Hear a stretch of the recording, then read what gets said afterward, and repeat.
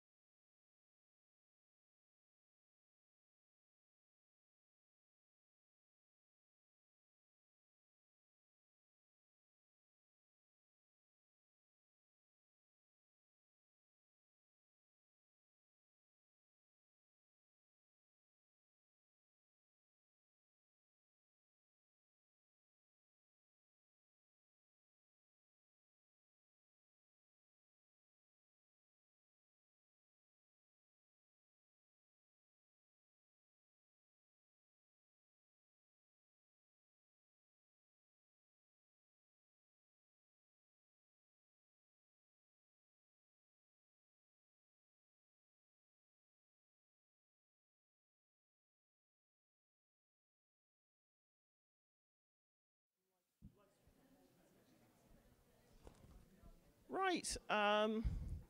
Good afternoon, everybody. If if everyone can take their seats, that would be great. We're about to get going. My name's Emilie Bell. I'm the director of the Tao Center here at Columbia Journalism School.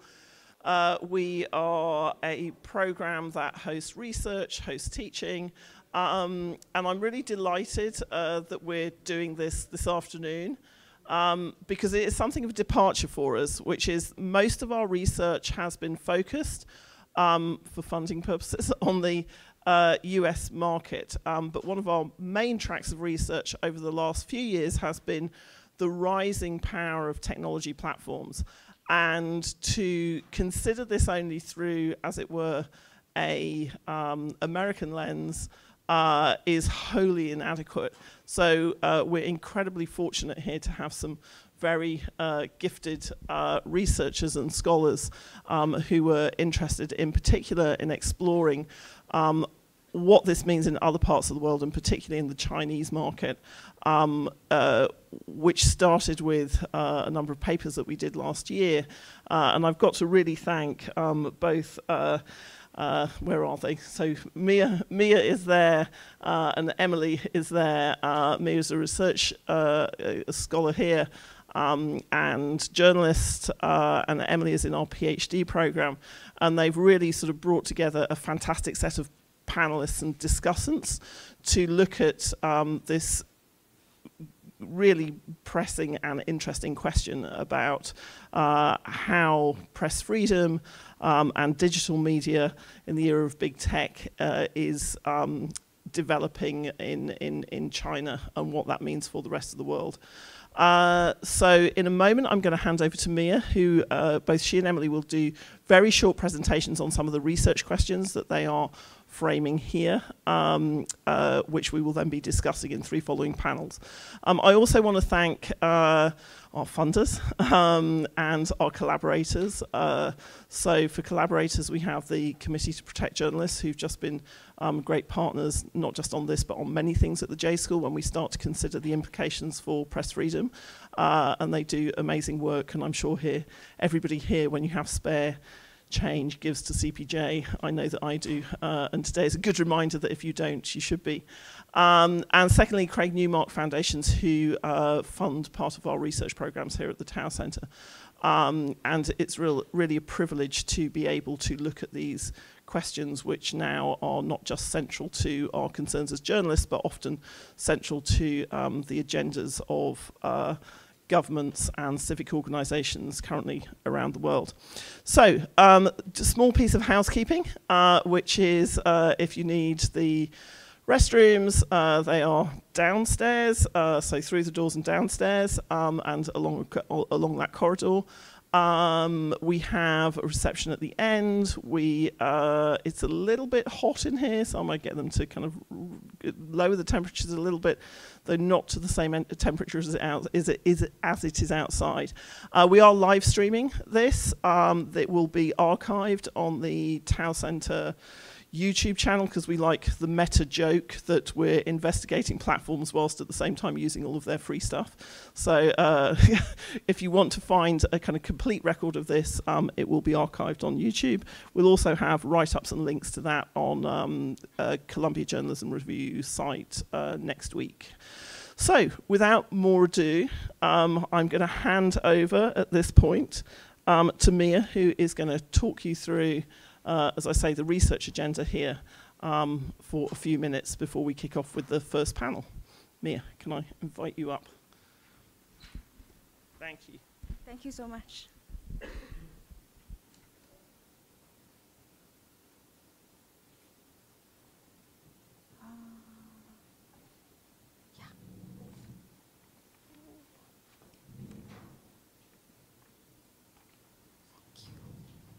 Hello, everyone. Thank you so much for making your way uptown for this event. My name is Mia Shuang Li. I am an adjunct research fellow at the Tower Center, looking at digital media in China and press freedom issues.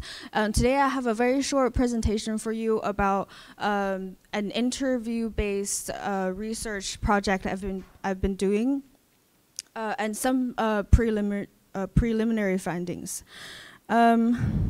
So I was looking at the self-media phenomenon on WeChat. They call themselves street vendors of facts, and that's an interesting self-deprecating joke, and you'll see why.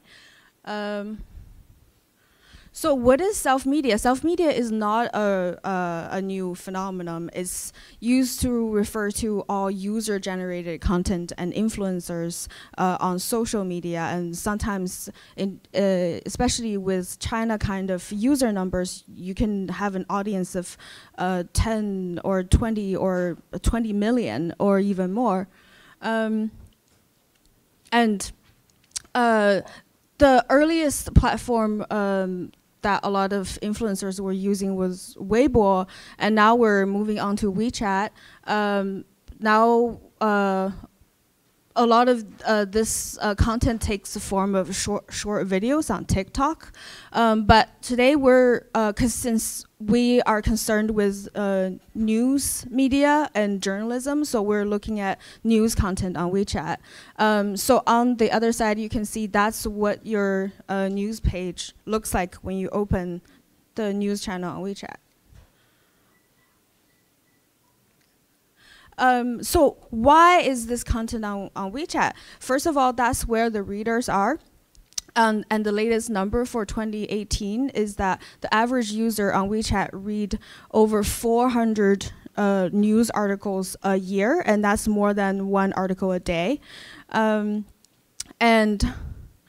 Since China's unique that traditional media have kind of a low credibility because a lot of users know that they are state propaganda, they're state censored, so for some reason they have even more trust in social media.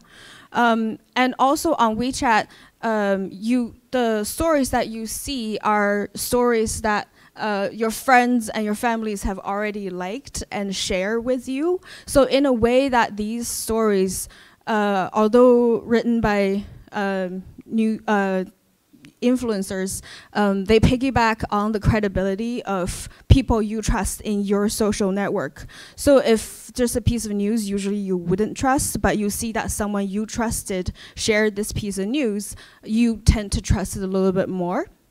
And the last reason why this is happening on WeChat is it's also a digital wallet, and it has a very mature monetization model. You can sell direct ads, you can run banner ads, people can tip you. There's a Patreon model built in. And just by those different channels and the size of the audience, you can see that a lot of influencers are making considerable income from this business model. And who are these people? So a lot of them, especially the news handles, are written by former journalists who left their papers or TV station because they want to evade state censorship, or they want to establish a personal brand.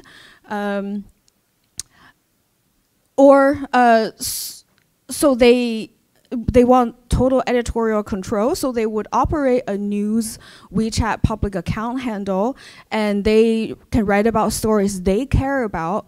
And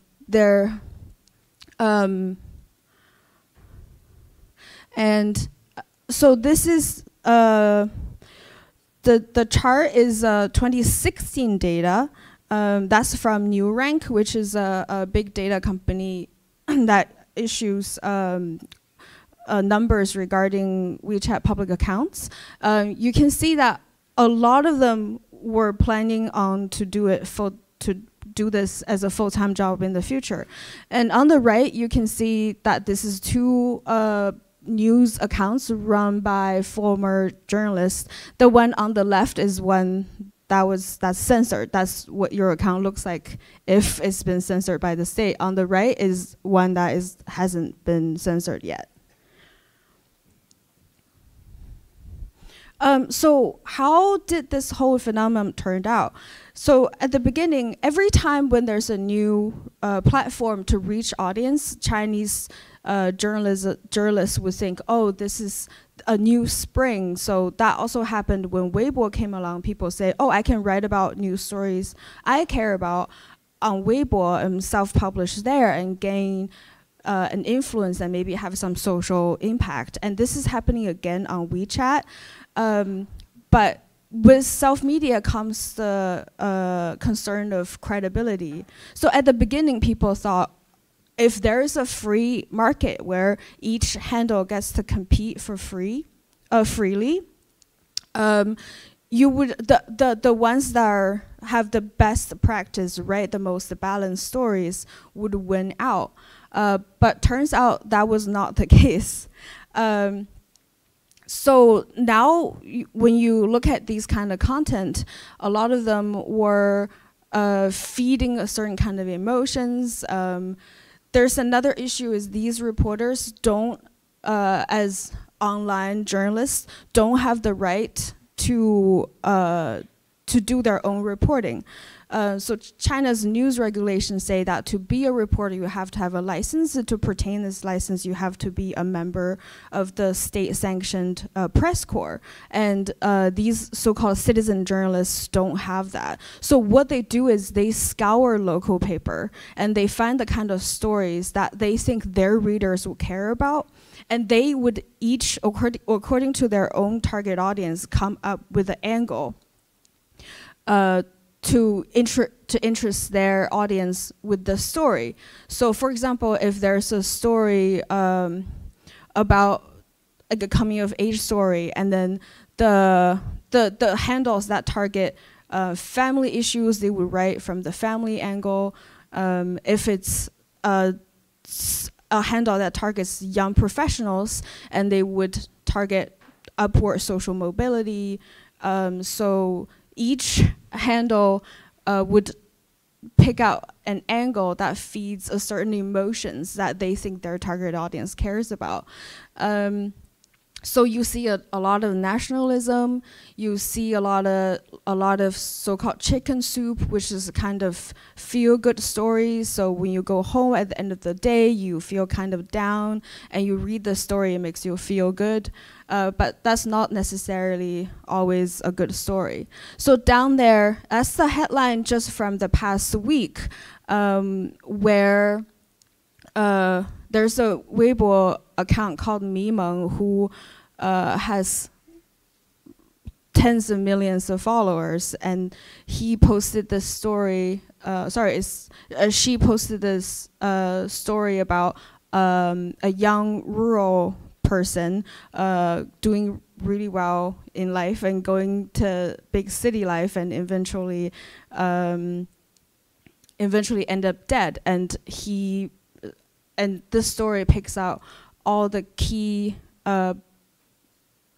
plots that sort of feed people's anxiety about how upward mobility is closing up in Chinese society right now.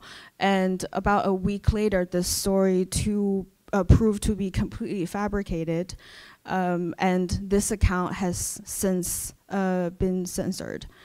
And on the right is the kind of monetization channel you would see.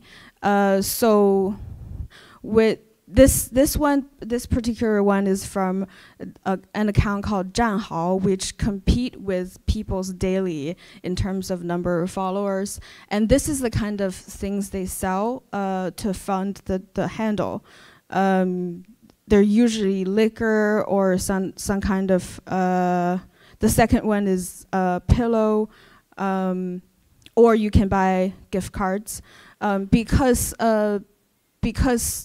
WeChat is also a digital wallet, this kind of purchase is exceptionally frictionless. Essentially, just all you need to do is one click, and it takes the money right out of your e-wallet. And from my research, people tell me that this works really well.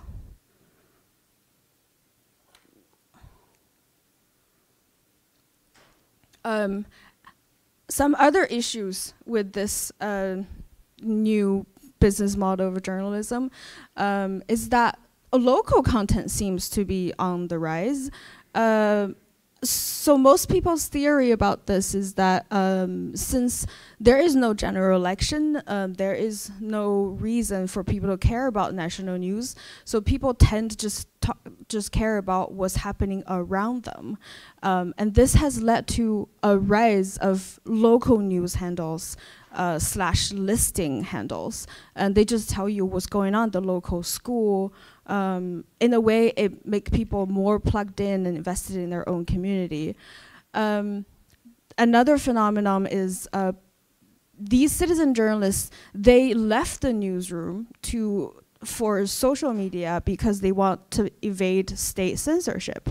But the other side of the coin is that once you leave the newsroom and its constraints, you also leave its protection. So if you're reporter in a newsroom and your story gets censored, you're your newsroom will somehow fight for you. They can leave an empty space in the paper in protest. But if you are on your own writing on social media, you have no recourse. And the state has often shut down handles with tens of millions of followers. The last phenomenon is also really interesting, is there has been state propaganda outlets disguising as citizen journalists. So on the right, you see that's a handle. On the surface, it looks like it's written by a citizen journalist who visits Xinjiang a lot, and then it says how great Xinjiang is and how great the local people, how improved their living standards are. But as long as you're paying attention to the news, you know that Xinjiang is having a bit of a PR crisis because a lot of innocent Muslims are being put into these educational camps. And this kind of handles, usually they would have a lower number of followers, but extremely high number of likes.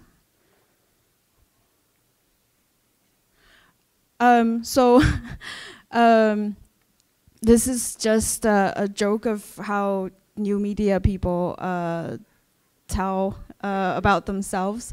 And that's my presentation. I hope if you're interested in citizen journalism operating news handles on social media, come talk to me. Thank you so much.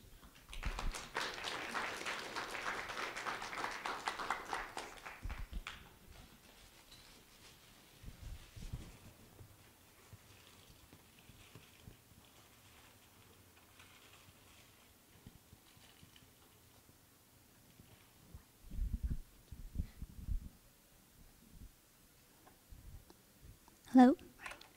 Good afternoon, everyone. So I'm Emilie, a PhD candidate in communications here at the J School. And for the last year, we've been working on ways for the Tao Center to be able to contribute to the research on China's digital news landscape, seeking to address some of the questions that we'll be raising here today on journalism in China under the backdrop of big tech. This presentation is going to be a very brief look at an ongoing project that we're currently in the middle of on personalized news aggregators.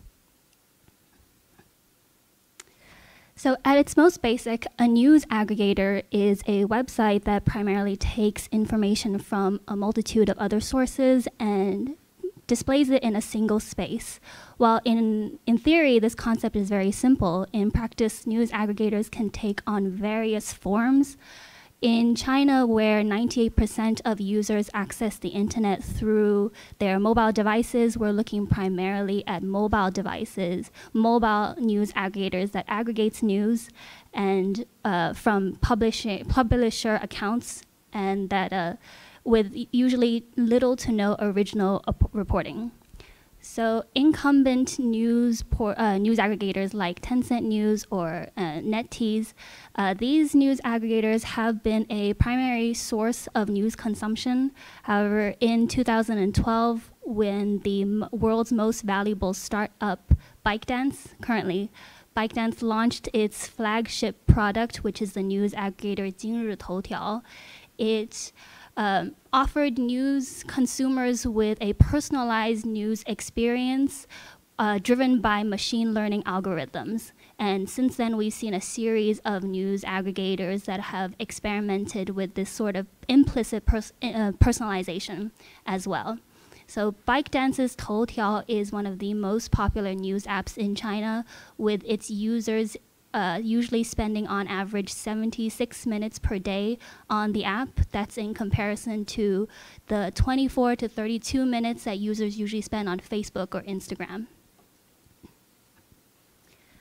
So for over 3 years now, the Tao Center has been working on a project called Platforms and Publishers, looking at the relationship between journalists and social media platforms in the US. So this project is a natural extension of that, of Platforms and Publishers, looking at the relationship of journalism, looking at journalism in China under the backdrop of big tech, but in an environment where the state apparatus is a dominating actor. The project explores main regulatory developments, innovations, and concerns that are associated with personalized news aggregators and from the perspective of various parties in China before taking a look at the algorithm itself. So our research questions are divided into 4 sections, targeting these various parties, including the state and the consumers, platforms, and publishers. And our methodology comprises of archival research, quasi-experimental content analysis setup, and interviews with consumers and publishers. These are some of the questions that we're interested in. But as stated earlier, a foundational focal point of ours is the dynamic and the interplay between publishers and platforms and also the state. So there are interesting points for international comparative work here that Tao is well positioned to do. For instance, while Western-based platforms and publishers are beginning to contend with a level of regulation that is mainly coming from Europe, Chinese publishers and platforms have always needed to operate in an environment where they're dealing with quasi-formalized red lines of the government, while also facing fierce pressure and competition from rival internet companies. So while Mark Zuckerberg was sitting for his congressional hearing back in April last year, ByteDance's main joke app 内涵段子 was being shut down by the government, and 今日头条 was taken off from the Android store for 3 weeks, and its founder had to write an apologetic letter promising to adhere to core socialist values. Along with the intensification of media and information control that we witnessed under Xi, it's clear that the regulatory headwinds is likely to continue. This project furthers Tao's existing research while also seeks to address some of the questions that we're asking about the US as well, such as on the issue of filter bubbles. And the project focuses on not only differing news consumption patterns influenced by technology, but also on differing political economies that these news providers are operating within. Due to time constraints, I'll stop here, but we're looking forward to the next steps in this project and also to the rest of this afternoon. So for those who have questions or insights, please feel free to reach out to us after. Thank you.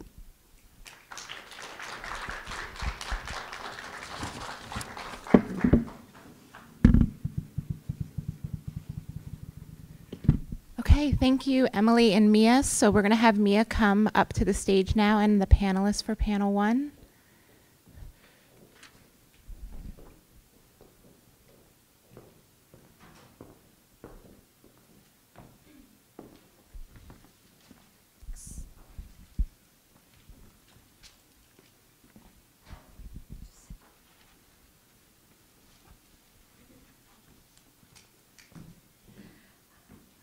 So panel 1 aims to address the questions as what is going on with digital media in China, how is the digital revolution influencing journalism, is digital media friends or foe to the journalism situation in China and press freedom issues.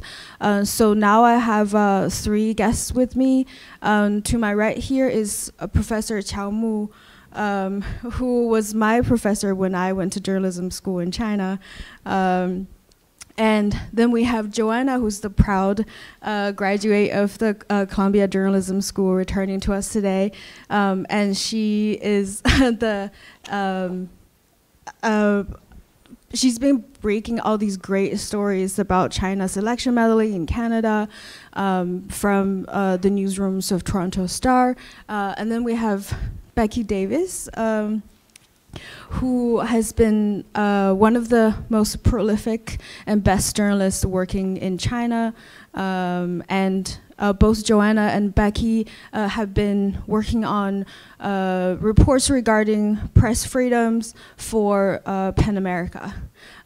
So my first question for the 3 of you is, please tell us a little bit of your research interest and how, and what's your research interest in terms of journalism and press freedom issues in the era of big tech in China? You want to start because you have a very specific. Oh, sure. Can you hear me? Is my mic on? Hello? Can you hear me? Okay, great. So press freedom has been an interest of mine ever since I started working in Hong Kong 7 years ago.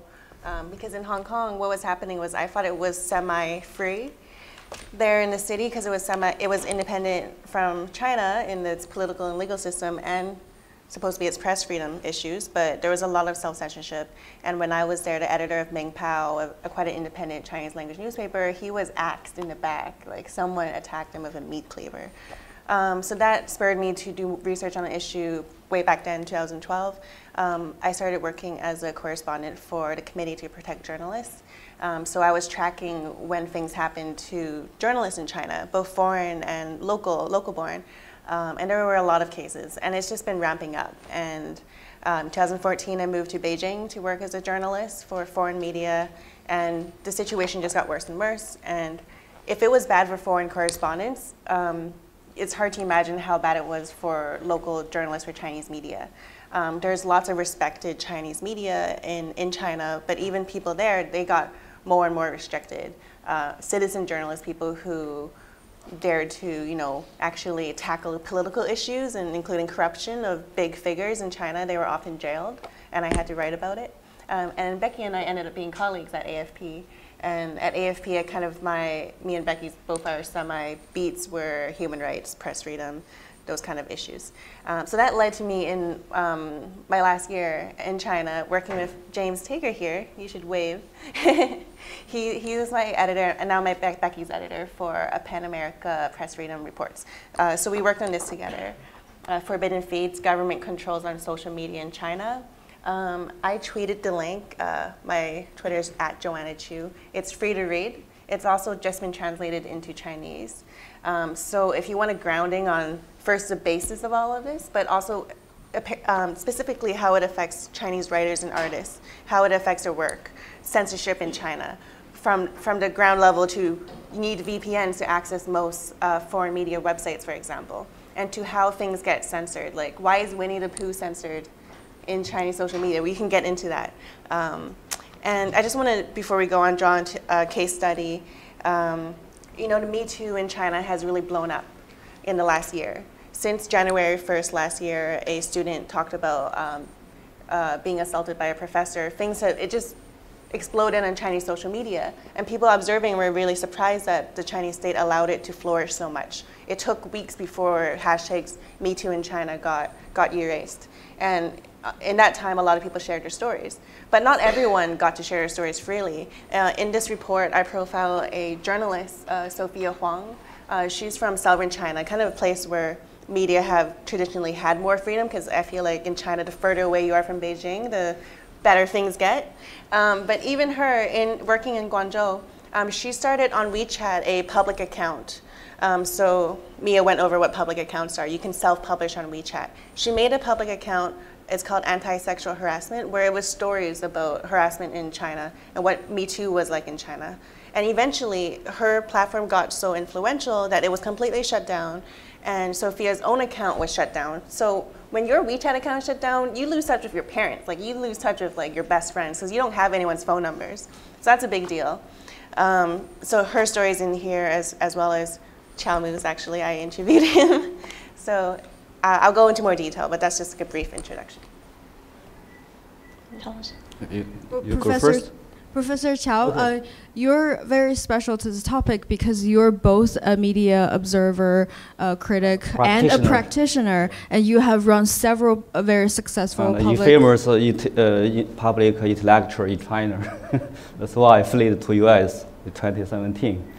Now you're living in exile. It's a self-exiled.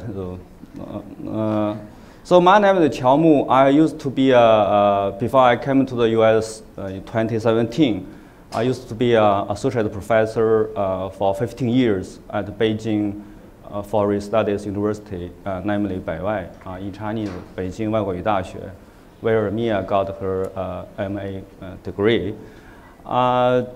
I'm also a founding director of its Center for International Communication Studies to educate graduates of journalism, conduct research of media, and involved in engaging in the public service. I'm not only do research, but also actively participate in China's social media and China's society transformation for democracy. It's caused so many trouble, and so many of them, hundreds of my social media IDs deleted. I'll talk later about how the China's censorship goes on. Different from those two friends, I never worked in the foreign media, but have close contact with the international media in Beijing. New York Times, Guardian. New York Times gave me two one-page story with photos, one about my online and offline campaign in 2011 as an independent candidate for the Beijing District Congress. I got the second largest votes as the right-team candidates. My name not on the ballot, but as the right-team candidate, independent candidate, not as a Communist Party nominated one. But years later, I was removed from director as a kind of political penalty. Because I continue study and advocate for the democracy, civil rights, and internet freedom. So in 2014, I was demoted to library to manage the books, same as Mao Zedong did centuries ago. So 3 years later, I came to the US and currently do the independent research as an independent scholar here.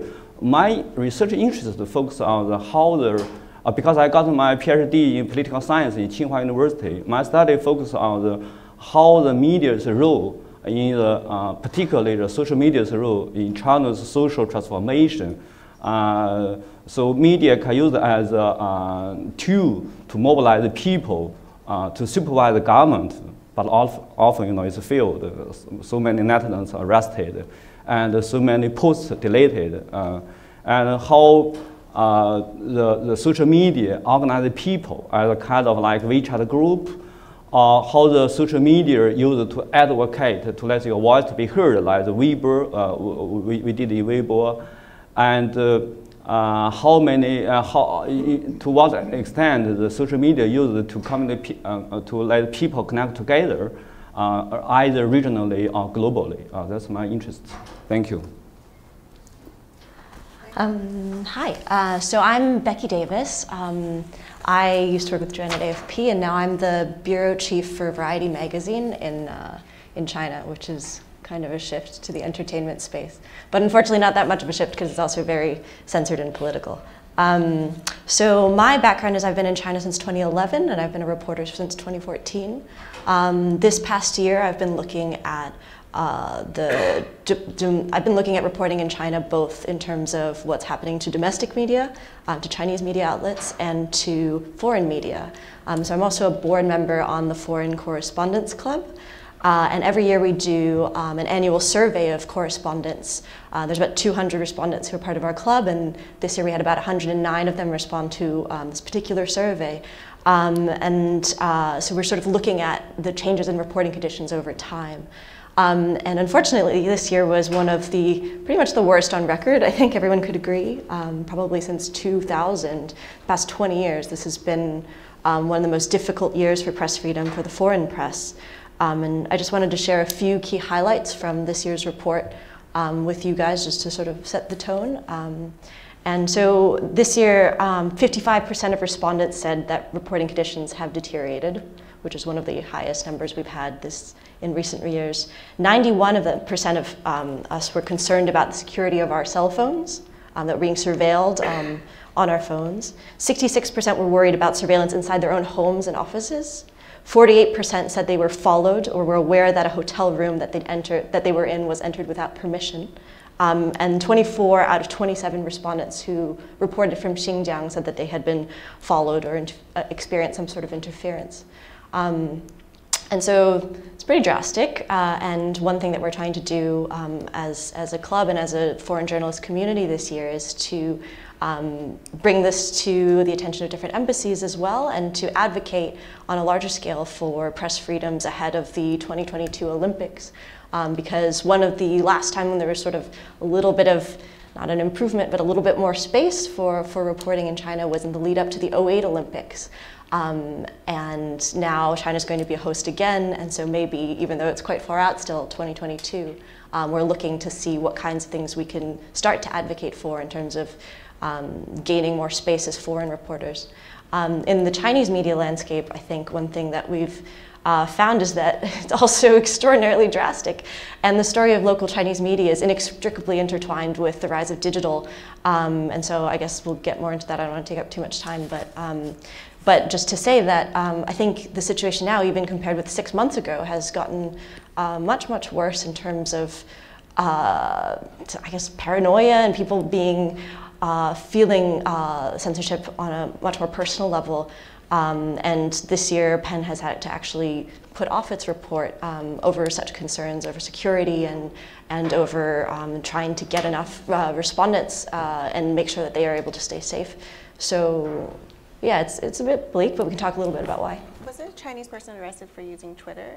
There was someone who was fined for using a VPN. He was fined 1,000 yuan a couple months ago, which was the first time that a private citizen has been, it's kind of a gray zone if you can use a virtual private network to access the unfettered internet. But yeah, there's signs that that's frowned upon. In terms of people being detained for use of Twitter, yeah, there's definitely been, I guess we can talk about that, but one of the things that I've been particularly concerned with is that since November, there's been an active push. It might have even been going on before, but maybe we just all didn't notice. But there's been a much more active push by the Chinese government to censor and delete content, even from years ago, that Chinese citizens have posted on Twitter, which is blocked in the mainland. And that's pretty crazy to think about, because that means that censorship now is not just about information as it goes out in real time. It's also looking retroactively. It's basically wiping any content that China doesn't want to see about itself from the internet at large. So we're losing records of lots of important stuff. And we see that long arm of surveillance sort of reaching out further into the world. But yeah. So this questions I want to get a response from each of the panelists, which is, as in the world and in China today, news is increasingly digital, and reading is increasingly mobile, and the agenda setting used to be people follow a group of thought leaderships or traditional media or newspaper editors, but now it's setting by a social network. Your friends and your family determine what kind of news you read, what shows up on your news feed. So do you think that's, in terms of journalism and press freedom issues, is that a good thing or a bad thing? What are the challenges and opportunities in this digital age? Oh yeah, got that. For individual netizens or individual internet users, of course it's good. It's a good opportunity. You got so much information. You can connect with so many people. You even can set an agenda of your own to attract public attention. But if we put it to a professional perspective for journalists or for the specific media, maybe it's a challenge. It's very bad because so many people get entry into the journalism, and you spend so much money to investigate reports, but overnight people use it without paying money. And recently there is a big debate in China. There is the guy. He's a WeMedia, self-media owner. He published an article, a very long article, in his WeChat public account, got millions of hits, and got maybe thousands of rewards, cash rewards. But many professional journalists said the author didn't do the investigate. He just paraphrased. He retells the story of the journalist did. like Caixin, some other media. So it's plagiarism. It's a kind of, not plagiarism, in China we call it a 洗稿, laundering article. It's not a typical, because he got paraphrase, he retell story, but he used facts, he used data, he all story of those people in news, he copied from others. So, but then the journalist media, they didn't got money, they pay so much money, but the author got tons of the cash rewards and millions of hit and also got the advertisement from the hit. You know, we have a kind of information flow you got. So I think it's very bad. And also, it's hard for journalism professor to teach, to do education because the entry level become lower. So those people in other major, other subjects, they can do quite well. They even, you know, not some live show, some sex ladies, you got so many readers, and then you have eloquent, you have very good writing. Some other, some people in other fields, they go into the media, they set an agenda. Maybe some of them even maybe famous, but they still can't attract so many readers. They even got rewards. So people lose patience. They don't like to read the law articles. They just want to show picture, even show the video. So what we teach students, what the professional journalism want to write a good story, it's become a very big challenge. Yeah, so there's a bit of, you get so much information, but there's also so much disinformation. Yeah, but what's interesting in China is that people spend so much time on their phones, on their apps, WeChat in particular, that actually people spend quite a lot of time reading news, the average Chinese person. And that is actually a field that has a lot of potential for Chinese companies that want to give people, like you said, like quick news, aggregated, like interesting, like videos flashing at you.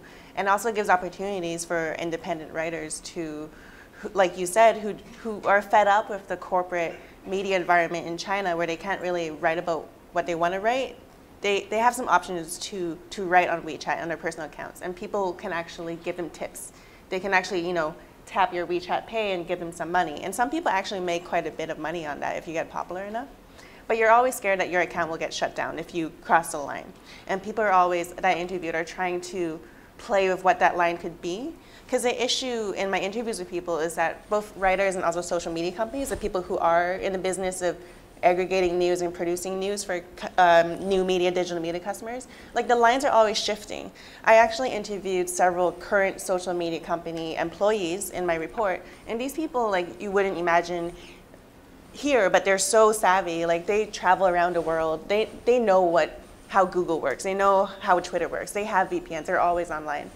And they're very frustrated, at least the ones who self-selected to speak with me for this report, that they get so much censorship instructions from the government.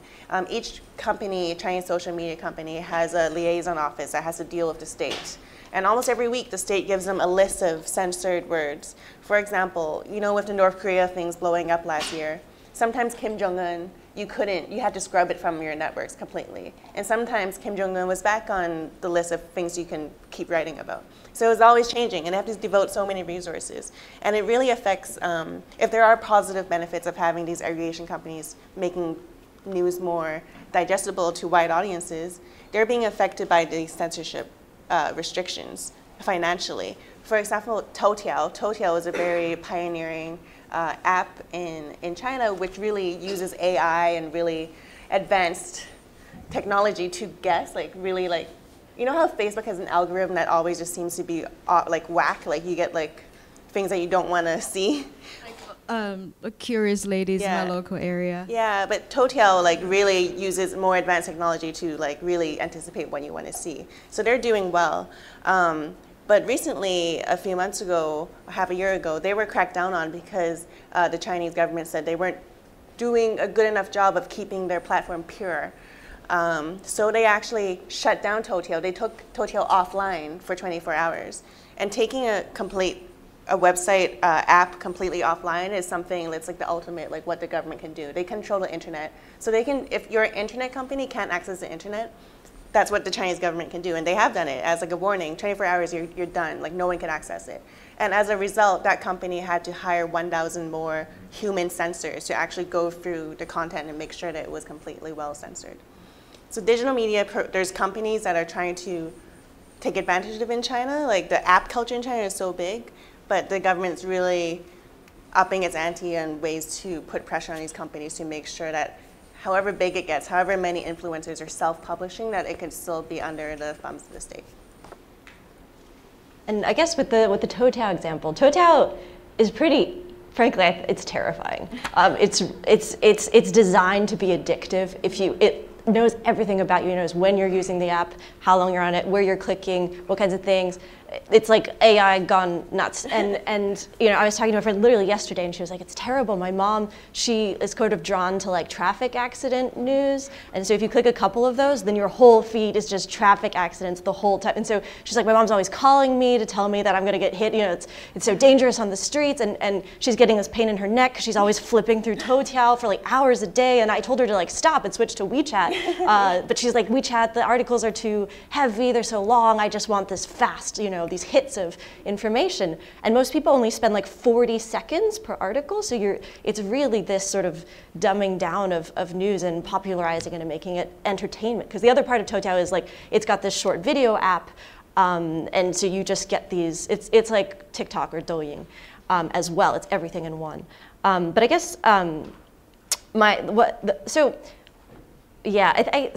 I guess my take on things would be that with this new media, you really do have, there's always this like spring where you think like in 2009, there was like Weibo's spring when people thought, oh, well, we're gonna have like suddenly investigative journalists were using it to connect with sources, and citizens were actually reaching out to journalists to let them know about what was going on, and then that sort of cracked down.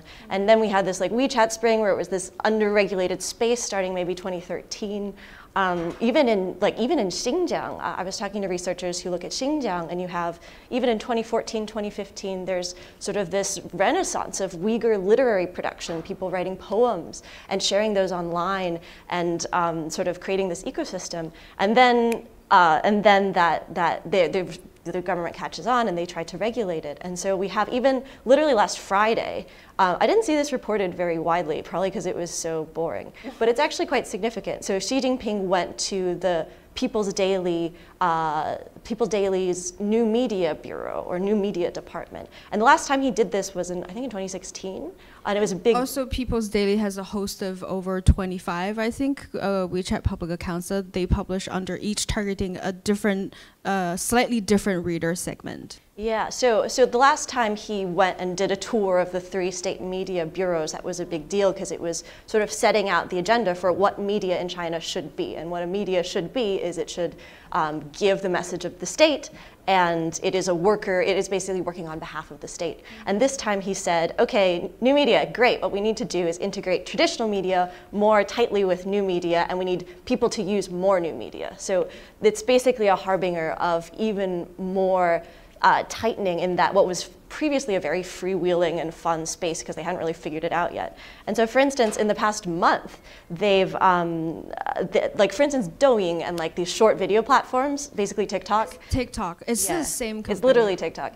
That has been pretty nuts in China. Like people are going crazy on it. It really, it's kind of like it's like you post a short video.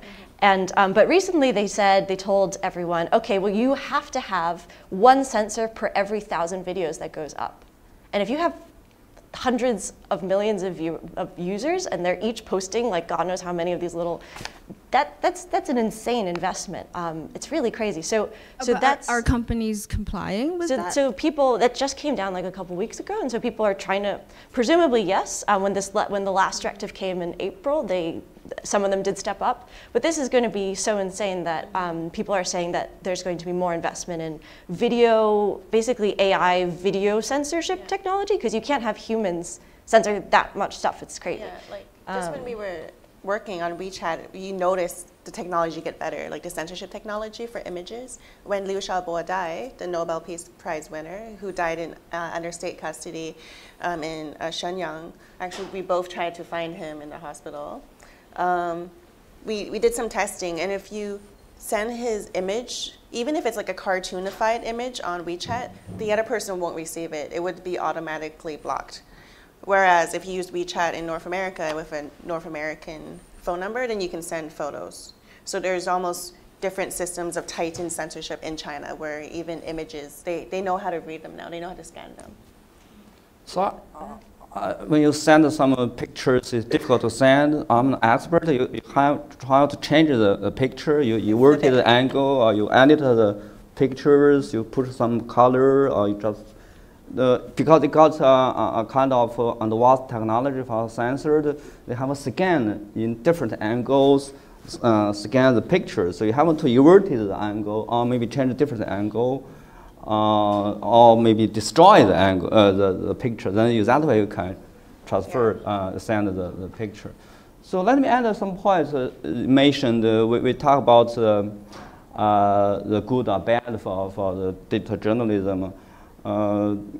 We talk so much about Toutiao on WeChat. Actually, it's out of date. Most of young generation, maybe millions of thousands of million people, they use what you said, the TikTok. It's a kind of short videos. It's video clips, very funny. So young generation, even some people, they like forward it. But to talk about the WeChat and Toutiao, I think it's a big thief. They are mainstream for stealing professional journalists or some other people's reporting. On the one hand, they spread so many rumors or even lies. Most of them not political rumors, but some other rumors attack the privacy. And on the other hand, for the professional media, newspaper, or magazine, they have to need to got license from China government control, and their content, their report also be censored. But for you got so millions of numerous users, they can use their report and easily spread it. Even government got censored, but it's difficult to censor so many people in the end. But it's easy to censor those media with a big subscriber, and often, finally, their ID deleted. Like even what you mentioned, Mimeng, it's got maybe millions of subscribers, but suddenly maybe 1 month. His ID be closed for 1 month. I got my more than 20 WeChat public account deleted, disappeared.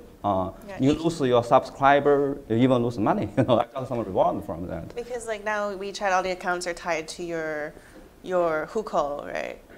Yeah. Your ID, your cell phone number, and your bank account. So it's a kind of Chinese social credit.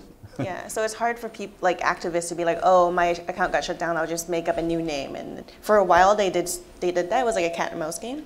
But then it became more sophisticated and you needed to use your ID, and then your whole ID was blocked. So there's people, like I interviewed Murong Xuechun. He's a really famous writer in China, and he wrote some novels that were so popular. And at first he was welcomed by the general public and like the Chinese literary associations, and then he just got more and more outspoken and more satirical, to the point where he was banned from publishing in China. Now he makes some peanuts from translations overseas, but he just lost his livelihood, and he tried to keep writing at least to keep up his, communication with his readership on Weibo. But then his Weibo got shut down too.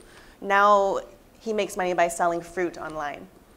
Like his Weibo is like Murong, like Melon Daddy or something, and people are supporting him. Interestingly, like they don't need to buy fruit from him, but they do it because they're like, you're a great writer who's been quashed by the state, so we're gonna buy the fruit that you're selling online.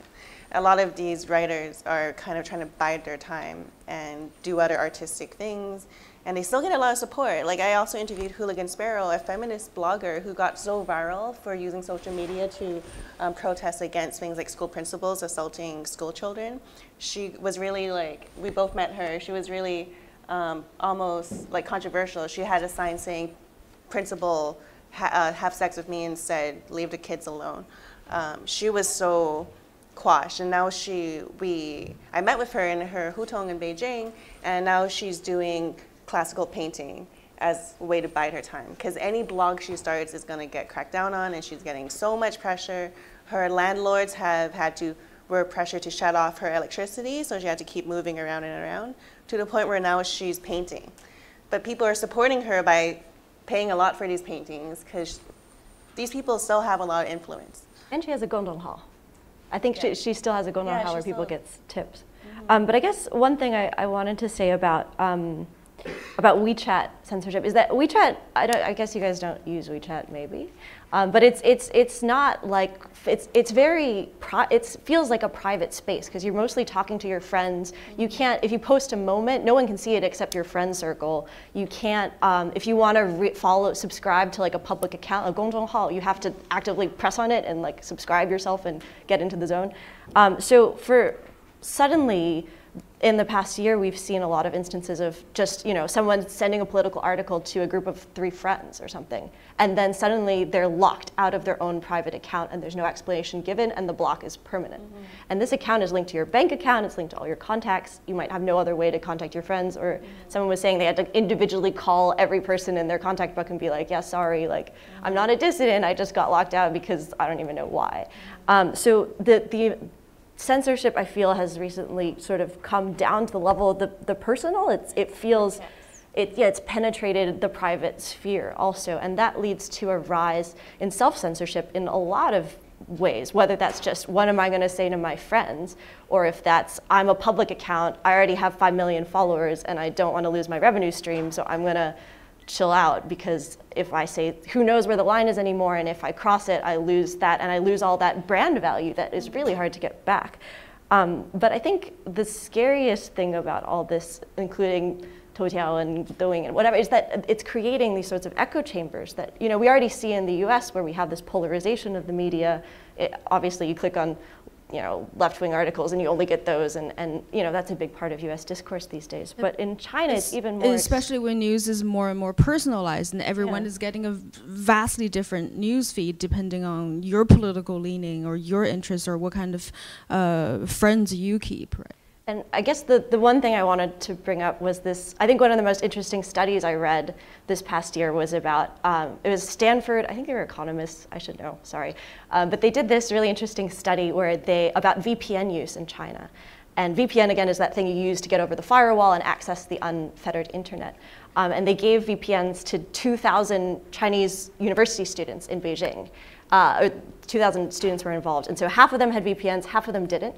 And then of the ones who had VPNs, half of them were incentivized to use them to look at foreign news. So they were given a monetary incentive to, they had to complete a quiz where you had to read the Chinese edition of the New York Times to find the right answers. And if you did that, you got like $1 or something. And then they looked at A, who was actually using them, and B, did they purchase a VPN service after the experiment was over, which lasted like 18 months. And what was sort of surprising is that, so people, actually, most of the people who were not incentivized but given VPNs, pretty much no one used them. There was no inherent. Why do you think that is? That a language barrier, or is it? There was no demand for uncensored information until they were incentivized, and because people didn't.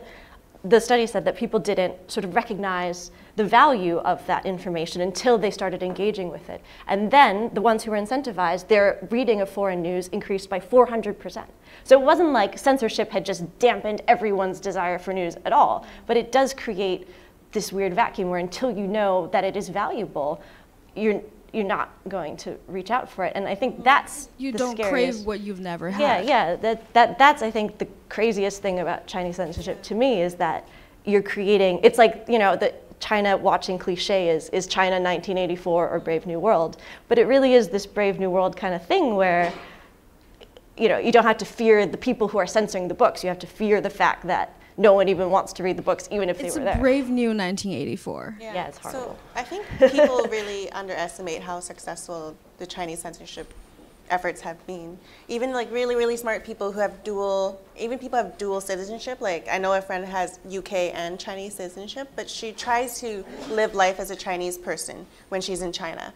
And for example, she thought the biggest news about Fan Bingbing was that, tax evasion story? The tax evasion. She didn't really see that in Chinese media. She just saw that, there was this controversy. But everywhere else outside of the censored internet were raising questions like she was disappeared, like was she arrested? But her rating of Chinese media, she was completely oblivious to all those darker questions. And that was really, really fascinating because it's so successful. And also, the Toronto Star, I worked on a piece about how Chinese mainland immigrants who are more recent migrants overseas, they still use WeChat, they still use apps. And the apps, even when they're overseas, they still get censored. It's still the same type of automatic censorship. So it also raises questions about Chinese censorship being effective, even affecting people outside China, because these apps are so popular. When you're so addicted to these like ultra addictive apps, you're not going to be like, okay, now I'm outside living in the US, I'm going to stop using it, I'm going to get my news from independent sources. And another question is, Chinese censorship technology, will it be shared with North Korea, with Iran, Saudi Arabia? Will we have to deal with super advanced censorship, not just being in China, but in all sorts of dictatorship type of areas around the world? Okay, since we're running really low on time, so I want each panelist to say the most pressing issue or the one trend. We literally have like 1 minute before we open up to the audience for a short Q&A.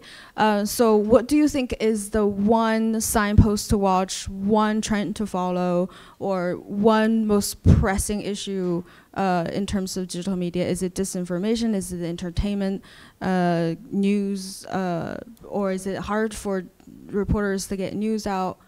Which one do you think is the most worth watching? The mention about the VPN, I don't think so many people use VPN. As I can find in my classroom, even for young generation students, only less than 5% people use this VPN. There are problem of technology problem, money problem, and political problem. Some of them fear to use that because some of the VPN providers arrested. And also China got everything inside the wall. So a lack of bandwidth. Yeah, they got everything. Like we got the Weibo equivalent to the Twitter, we got the Renren equivalent to Facebook, we got the Tudou 51网 equivalent to YouTube, we got the WeChat equivalent to the WhatsApp, the Instagram. And China inside the wall is a big, huge market, internet. Everything related to the internet is booming. So, and also for the language problem, I don't think you English users can suffer as we Chinese character users because usually there is no censor for English in China internet. Either they remain alive or they just delete all the. Because the readers, general readers cannot read English, and even the censors, those authorities, they have no ability to read English. But for Chinese characters, they censored seriously in many ways. There's an example like some of my friends, he run a WeChat public account to tell story about livelihood. He say, who teach you how to cook. He say, 习近平帝国, you wash the bottom of a pan. Because 习近平帝国, it's a similar meaning of 习近平in Chinese. Right, so like deleted. Phonetic. Yeah. So in conclusion, I think now is not for next year, in next 5 years, it's not the international world push the China change. It seems that China now change the international the community either in trade or in some great firewall. You can find China now have the World Forum for the Internet.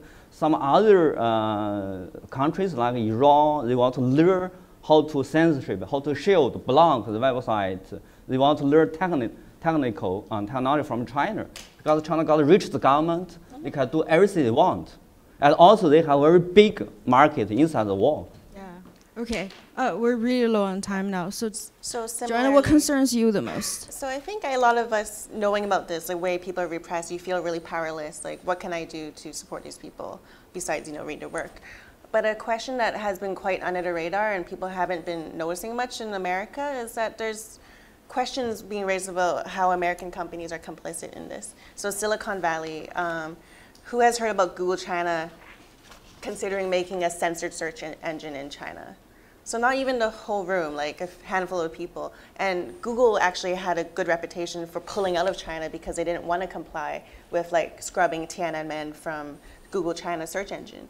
But then we found out, journalists found out that Google was actually working on developing a censored search engine in China. And actually Google employees walked out and protested this. But this, like the general public weren't even aware that this type of moral type of debate was happening. The Chinese market, like people actually loving reading the news, is so attractive to companies around the world that we have to ask whether companies like Google and others are considering compromising on their values in order to reach this market. And it has been happening. Google China search engine could have just been launched if people hadn't found out about it and protested against it. So instead of the world changing China, China is changing the world. Mm-hmm. Becky? I guess I'll be very brief. I guess I would recommend that everyone, if you haven't, to read George Soros' speech at Davos recently. Maybe you've read, I see some nods, but it was amazing, and I guess I would, I was really touched by it, and I guess I would just conclude with his point, which I think is also my key point. So he says, my key point is that the combination of repressive regimes with IT monopolies endows those regimes with a built-in advantage over open societies. The instruments of control are useful tools in the hands of authoritarian regimes, but they pose a mortal threat to open societies. So I guess that's what I've been thinking about a lot lately, that IT, big tech, big data, that's here to stay, but in China, it's a tool to impose greater control and to gather more data and to become a bigger AI superpower. And how are we going to handle that? And how are we going to live alongside that as well? Well, that's a question for all of us to think about. So now we have a very short Q&A. So if you have a question, raise your hand. We have a mic in the back. We have one there. All right, it's coming. The mic is coming. Behind you. Looking at it, well, it's clear that there's a crackdown over the last year. Looking at it from the state point of view, are there political factors behind it, or is it that they've mastered technology enough to be able to do it, or just turn it around for a moment and look at it from the state's point of view? What are they doing, and how and why? I think everything in terms of internet in China is related to politics, because government directly, a Communist Party propaganda ministry and the state office for information, they directly control the internet. The internet provider company, they also, in order to survive, have to self-censorship. I got so many friends, they work in the internet company. Before that, they work in the traditional media, and because the internet got big pain, so they go to the internet. They always campaign. They spend so many people, personnel to censorship, like Weibo. They got 2,000 people in the company do the censorship job. Actually, it's a very heavy burden for the company, but they have to do that. Otherwise, your license will be destroyed. You will defeated by other companies in China. So it's a political issue, not technological issue. We have a question in the front.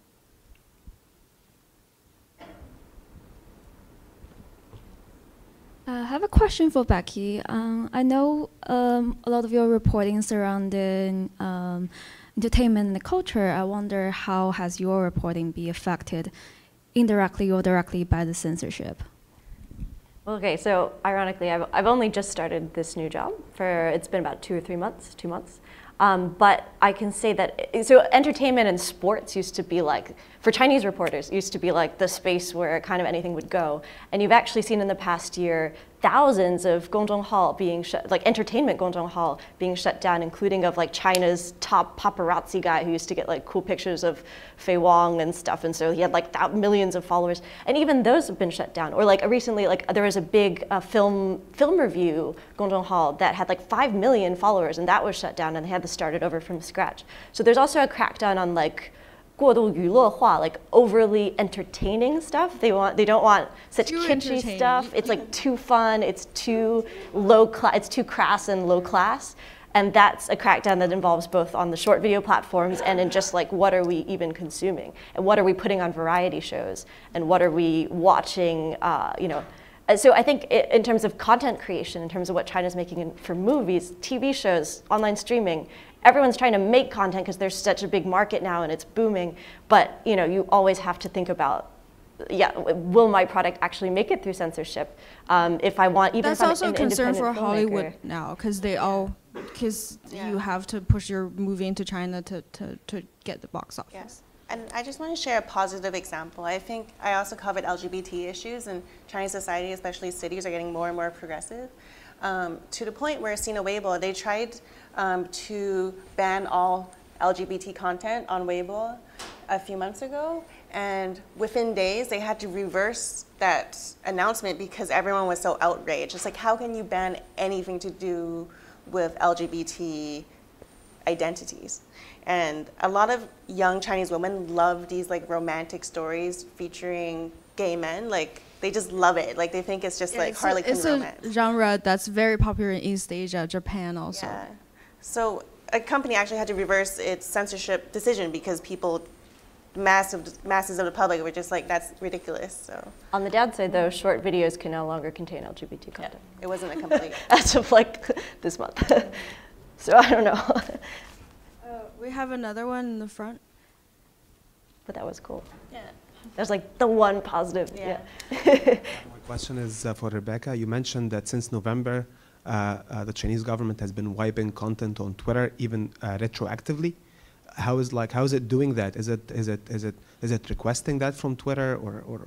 So I think the first case that sort of came to mind was actually this. It's kind of a good case study. It was this activist Wu Gan, who was one of the first to be detained in the 709 crackdown, and he was detained in 2015 and then was sentenced to, I think, 8 years for subversion in 2017. So he was like in prison at the time, and then like in November, suddenly his Twitter said, "I've just activated delete tweets" or something.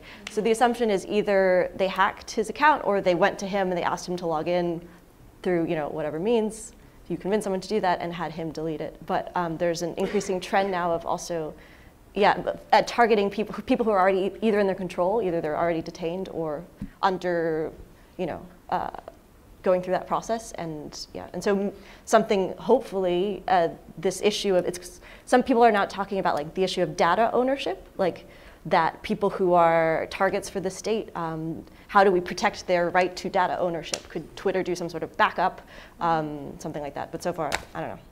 Nobody's really done anything. Let me add two very short points. One about the content of the information. Before Xi Jinping, entertainment, paparazzi is very safe. The government like people go to bed rather than go to street. But after, when Xi Jinping came to power, things changed, and even the entertainment, because Xi Jinping is orthodox communism, they want people have a hard life rather than amusement. So they began to control the entertainment. They deleted so many IDs. Some of the IDs are very earning money machine, but still deleted. And recently, they even began to control the so-called the dynasty TV series. The period TV series, the soap operas. The second one is about from last year on, the Chinese government to arrest, harass those Twitter users. Before that, they only arrest people who inside the war. But since last year, they began to harass, talk to the many those verified names in the Twitter, and even arrest some Twitter activists. Even this out of China war. So it's very terrible. So as China changes the internet, not the international world changes China. Okay, I think we ran a little long already. Now we're gonna have a 5-minute break, and then we'll come back for the second panel on the role of big platforms and tech companies. Thank you so much. Thank you.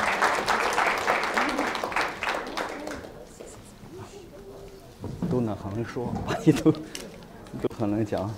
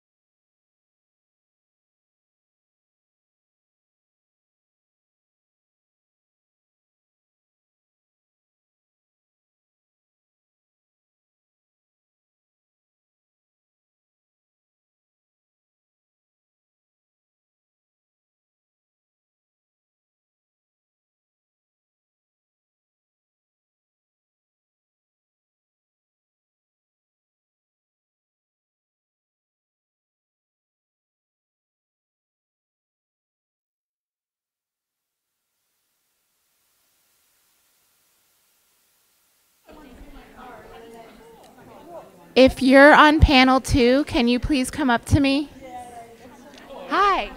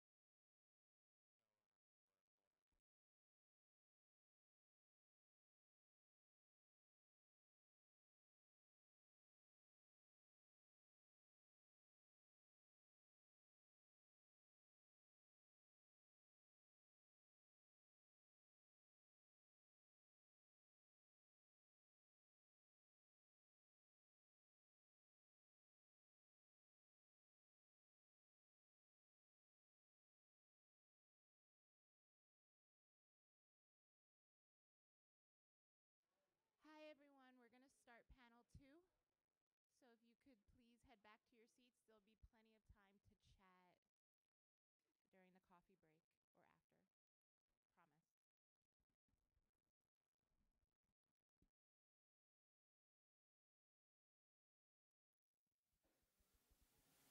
to chat during the coffee break or after. Promise.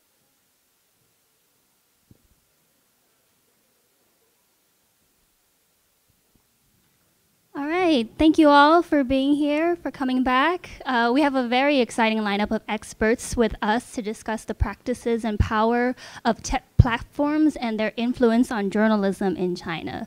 So up front here, we have with us is Jonathan Hasid, is an assistant professor in political science at Iowa State University. Associate, I'm sorry. It's not updated on your website yet. So his research interests revolve around the politics of Chinese new media, and he has published extensively in places like China Quarterly and Journalism. Next, we have Angela Wu, who is hopefully still an assistant professor at NYU in the Department of Media, Culture, and Communications. She researches the connections between emerging technologies and cultural changes with a focus on China, and has also published extensively with articles in New Media and Society, and also Media, Culture, and Society. And lastly, we have, but last but not least, we have Rongbin Han, who is an assistant professor in the Department of International Affairs at University of Georgia. He researches media and cyber politics and also political participation in authoritarian regimes with a focus on China, and is the author of the recently released Contesting Cyberspace in China. And lastly, due to scheduling reasons, Jason Ng, who was supposed to be with us, is not here with us today. So before we delve into our first question, I would like to maybe go down the line and ask the panelists to spend each no more than a couple of minutes sort of describing a little bit about your own research, past or present, that is particularly relevant to our topic here today. So I should start now? Yeah. All right, so a lot of my research in the past has been on censorship in China, and of course I'd like to echo what a lot of the other previous panelists have said, which is that censorship is mostly self-censorship. In particular, it's self-censorship because there's this climate of uncertainty about where the boundaries of permissible coverage lie, and these boundaries are always changing day to day, month to month. And because you can get in trouble retroactively for something you did in the past, it keeps most Chinese journalists well back from the lines of the permissible. And what's interesting, I think, is that in the digital age, that uncertainty is extending down. You know, what used to be uncertainty just for journalists now is uncertainty for everybody.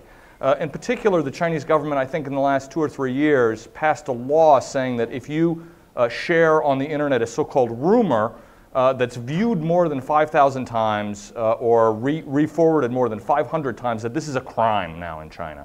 And so, you know, essentially the climate of uncertainty is spreading. And a second sort of opening point I'd like to make is that, you know, in the US, tech companies try to get away from the government and get away from regulation. In China, tech companies cozy up often to the government, not always voluntarily, but essentially the space between private internet and government internet is shrinking and disappearing. In particular, the big three Chinese tech companies, Baidu, Alibaba, and Tencent, for example, in late 2017, were forced or encouraged or whatever to invest something like $11 billion in China Unicom, China Liantong. And it suggested there's this kind of convergence that's happening in a way that we don't have in the West. Yeah, so my research focus is mostly on web use, how people use media, general Chinese, how they, what kind of access they really access, and what might be the factors that shape those usage. So I do research with different kinds of data. For example, one part of my research involves analyzing passively measured traffic data. So for that part, you're able to not only looking at how Chinese traffic, the kind of shape it takes, but also to have a more comparative perspective to see how the Chinese web use differs from how people use the internet in other countries. Because we all know that, you know, political system and the way the technical environment on the internet is monitored or regulated seems to play a role. So with that kind of comparative perspective, you get a sense of to what extent lots of the technical properties that people focus on when they look at the Chinese internet, to what extent they actually affected actual usage. So for example, one of the projects that I did with my colleague Harshaneja at UIUC is to basically look at, from a very macro level, global web traffic. So there is this understanding that the Chinese Great Firewall seems to be isolating the Chinese web usage from the rest of the web. But when you look at all these traffic data that are passively measured, not self-reported, right? On a global level, you see that people everywhere stick to the kind of culturally familiar part of the internet. So in that sense, if you further compare the Great Firewall's blockage data and the traffic data, you see that a lot of times the kind of imagined coercive power of the Great Firewall seems to be over-exaggerated. So a different kind of data I use is to really conduct in-depth interviews and ethnographic work. So in that way, you were able to situate how the way ways in which Chinese people use the internet might be an outcome of a longer life experience, or might have a lot to do with how they perceive the Chinese media environment. To give you an example, if you look at how people read stuff, both before and after the internet, you get a sense that it's not really the Chinese internet that brings the political stuff to the Chinese people, but in fact, people who are really politically interested or curious in general, even before the internet, with kind of pattern exhibited in book reading, you later see that when they're online with the content that's evolving on the Chinese internet, they tend to go towards the more marginalized stuff. So I think with this kind of method, we're able to really look at on the ground how firmly situated Chinese individuals are interacting with a new technical and media environment. And to do this kind of research, I have two things I want to kind of put forward. The first is that new technologies are very exciting because a lot of the new properties that come with it, right? So people at one time would think that era spring happens because social media has all these liberating properties. But then this is, in a way, inferring actual usage from technical properties. And when you look at how people actually use it, they may not really make use of that. So the other thing is, if you infer how people use stuff based on the technical properties of new technology, also a lot of times it draws from a kind of imagination of what the users might be. So a lot of times, I think for years, in the literature focusing on Chinese web use, there's this imagination that with this liberating technology, the Chinese people would be able to finally seek for what they want and initiate democratization on a grassroots level. But this way of imagining the Chinese individual a lot of times is maybe more based in the Western context of imagining China and focusing on Chinese political system that's so different from Western liberal democracies, and also the Chinese internet with censorship is so much different from what we have here. But I think over the years, it's kind of clear that there seems to be some kind of emergence, both in terms of how the technical system is interacting with society and also in terms of how politics is conducted. Thank you. My research centers on the struggles over online expression, and I define struggles in a broader way. One, actually, Sim covered in the book I just published with Columbia University, actually, last year, last year, a big part of it echoes what our previous panelists just talked about, censorship and the counter-censorship struggle over that with internet companies, tech giants mediating the process, because those are the companies that actually undertake a big portion, if not most, of the censorship work. They receive orders from the state and then carry out it. And they do self-censorship. They also moderate discussion and pick the kind of the topics they want and the topics they don't want. So it's like they play a huge role there. And also how citizens actually might be fighting back using all creative tactics. But the other theme I'm focusing on is less about kind of the state-society confrontation, but more about the struggle happening in the cyberspace, which is basically tolerated to a large extent by the state, because it's not like, everybody is like longing for democracy. Yeah, it's a big thing. And everybody is anti-censorship.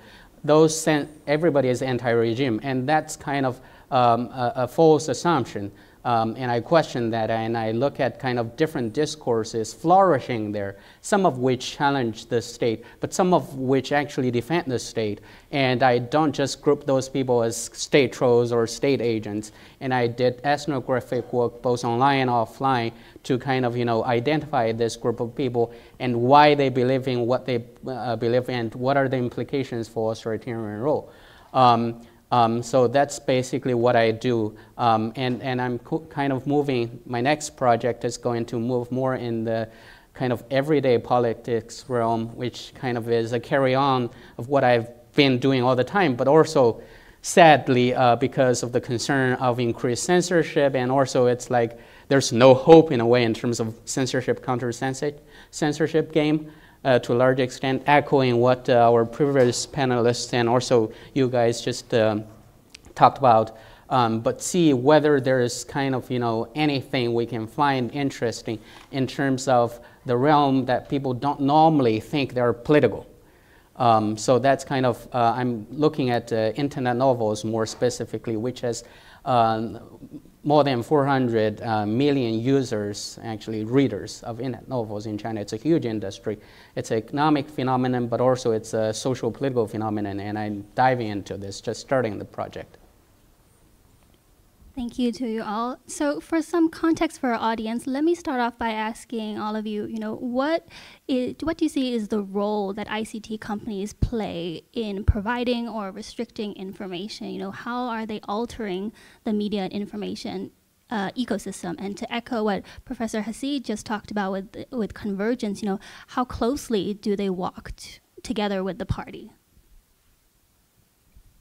Yeah, well, I mean, they walk quite closely together with the party. There's a proposal, I'm not sure if it's quite been implemented yet, to have the CCP have a seat on all of the boards of all of the major tech companies, right? So they'll actually formally have a say in the decision-making process and strategy of these companies. Some lower-level companies already have this, and I think that the details are still being worked out. But essentially, as we've heard before, censorship is, the Chinese government censorship apparatus is actually very tiny. They send down instructions, but then it's up to the tech companies themselves to implement it. And if tech companies are, say, too permissive, their competitors will complain to the government. And so you can use, you can get a sort of a competitive edge by opening up a little bit, right, and maybe attracting some of the bolder users. But then if you go too far, your competitors will complain to the state. And so, these are, they're working hand in glove necessarily in China. There's just no way around it. It's sort of, I mean, the question sort of, I think, presupposes that we can imagine an internet ecosystem without these companies, right? And without the companies, it doesn't exist. And the companies work with the government. Yeah, I think two things. First is, I think when we talk about information or ecosystem, there are like two kinds of things that's out there. One is more discursive media content. The other is basically service-oriented apps, right? So I think a lot of times when I read stuff, writing on Chinese media or internet ecologies, a lot of times these two things are talked about in a very mixed way. But the thing is, the way the Chinese government is regulating content through these media companies or tech companies is very different from how they regulate the service-oriented facilities and utilities that are being built up in China. So China has this very vibrant startup tech scenes, right? And so when you look at how some of those companies got really big, become unicorns, so the kind of dynamics they were facing is very different from more media content-oriented companies. And I think one reason why around here outside of China, these things are mixed together is because you get a sense of how some huge tech companies globally with headquarters in the US or in Silicon Valley, they feel very sad that they cannot get into China to grab the Chinese market. But then that kind of sentiment gets channeled into a way of portraying the Chinese political environment, saying that, it's the state's political censorship and suppression that doesn't allow us to get into China essentially to make money. So I think it's very important for us to think about these arguments and discourses when we talk about the media environment. So that's the first thing. I want to separate the two before we go into this. And for the second, I totally agree with Hasid. I think there is a close entwinement with the Chinese state and the media companies. And one interesting anecdote is the development of Tencent, right? So now Tencent owns WeChat, is this all-in-one platform that's like gigantic with all kinds of services. So people tend to forget how Tencent started. So my friend Julie Chan has this wonderful book about with a chapter on the history of Tencent. So Tencent used to have QQ. Also is like a gigantic media web platform. And then at some point, they really develop into this very big market power. They build their own QQ coins, which is basically, not blockchain, but Bitcoin, because you have an exchange rate between renminbi and the QQ coins. So people purchase those coins and do all kinds of things in this virtual community on the portal. But then at that point, the Chinese state realized that this is something that's starting to get out of our control. So just one night, they're able to crush the whole thing down. So this kind of experience for Chinese big tech is a learning experience. So in a way, you later can imagine why Tencent would really work very closely with the Chinese state as they develop WeChat into this mega platform. And recently, I think some of us might have seen Jack Ma and some other big figures out there saying something like, I have the money because the state let me keep it. This is becoming a public announcement, like basically to show that ultimately we're really with the state. It's performative to show that they have this loyalty, but also you see to what extent they're dependent on the state power. Yeah, I think both John and Angela has made very good points, and there's not too much kind of left for me, but it's like building on the big picture you guys have just painted. It's like, in a way, I don't just look at those tech giants, but also kind of, I refer to them either as service providers or platforms. It's like, in one sense, it's like those platforms enable online expression, because without them, a lot of the things are not even possible, and we don't see censorship because the state don't need to censor anything, because there's no online expression without those service providers. On the other hand, I see those service providers deeply embedded in the existing controlling mechanism. It's a way for the government to really kind of, exercise control. And because for the state, at least in early stages, directly control every citizen is very costly and basically not possible.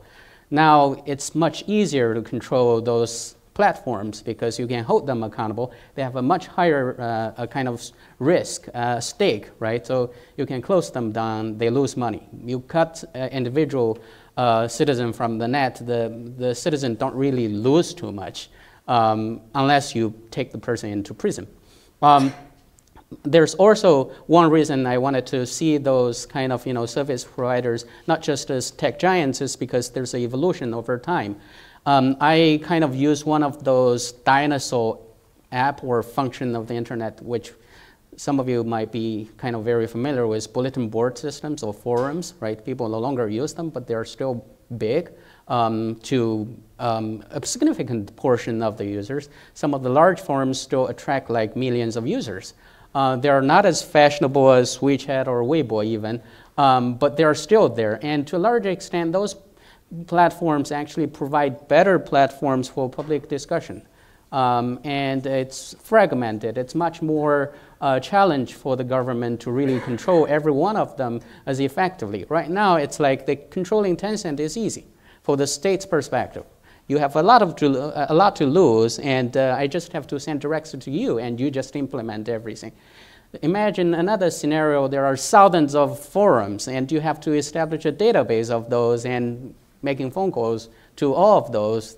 That was kind of the control in early days. But in general, we don't find too many of those platforms that are daring enough to openly confront the state. It's simply not rational for them, right? So basically what they demonstrate, I observe among many of those is like, there are different categories, but many of them generally demonstrate a discontent compliance stance. It's like they don't like censorship, but they have to do it.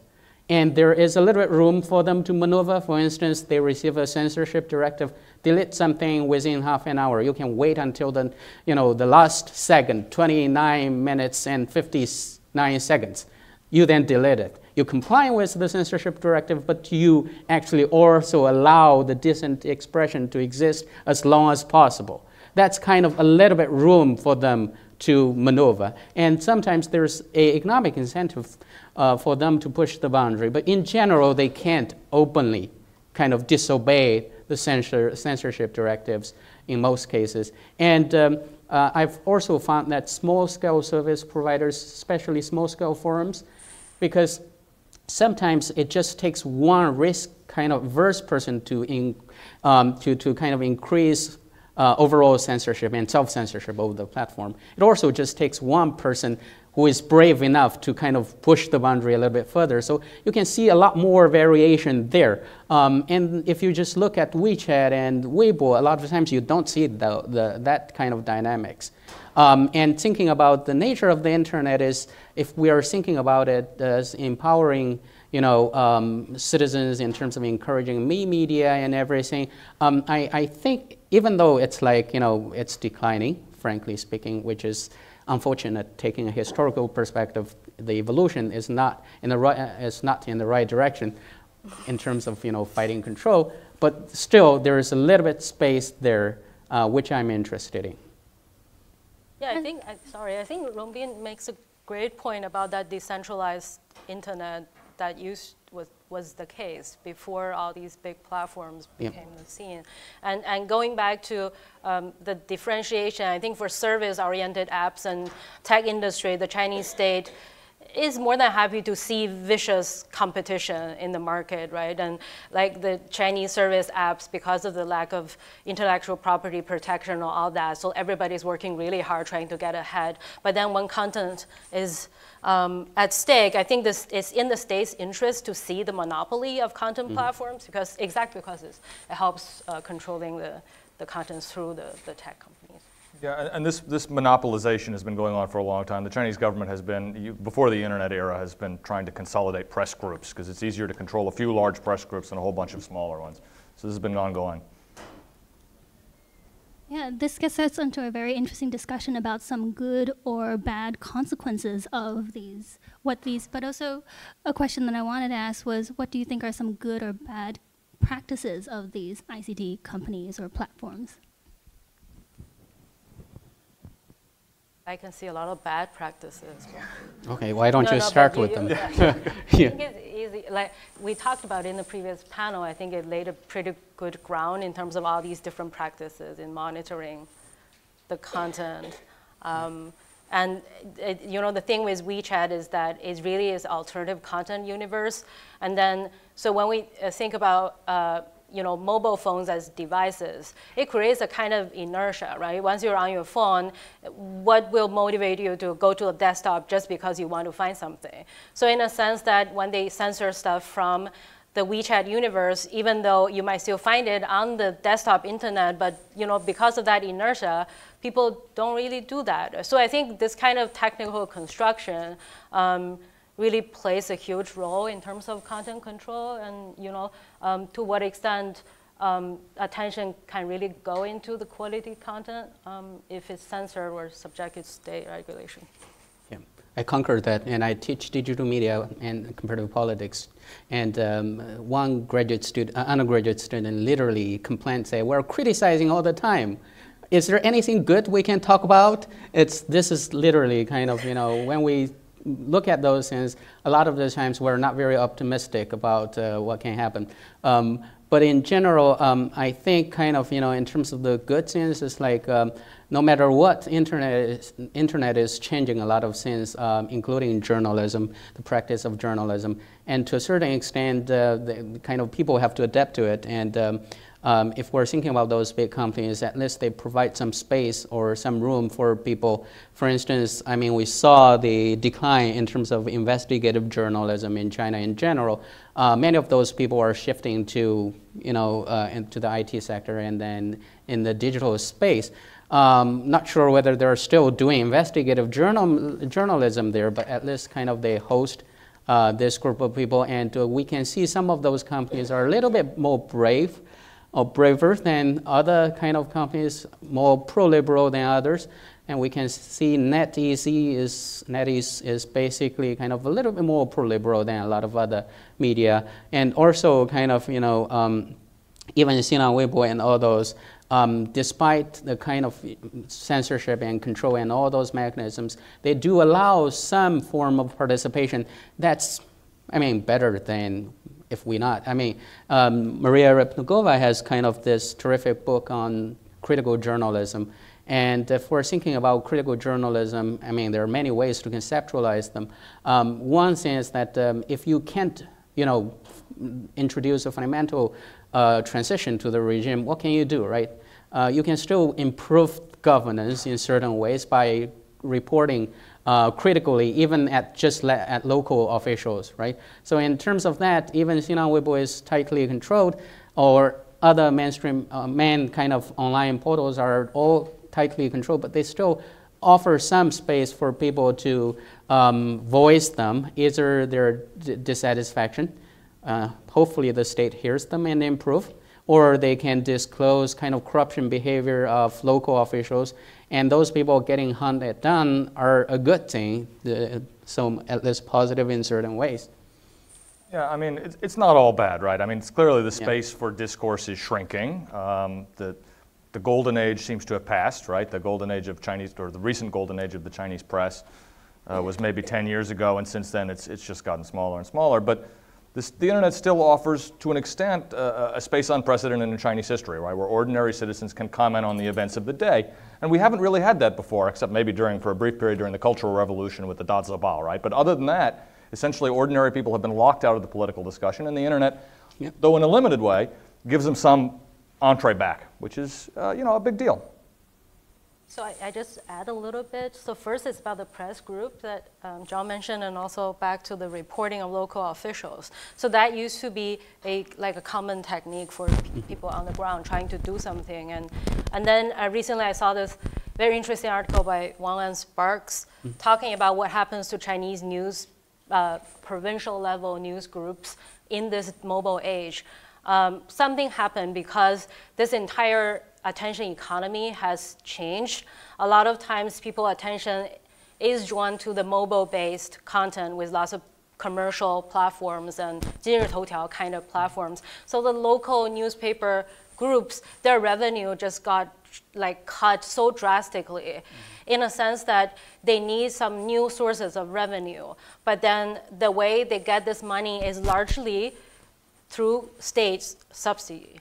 So in that way, a lot of the more liberal kind of media in the golden age, they're doing all this metropolitan commercial newspaper and doing all these critical reporting in a way. And now that because this lack of money, they have to spend more talent in building content in digital media because that's what comes with the money, or they have to create positive reports on local officials in exchange of money.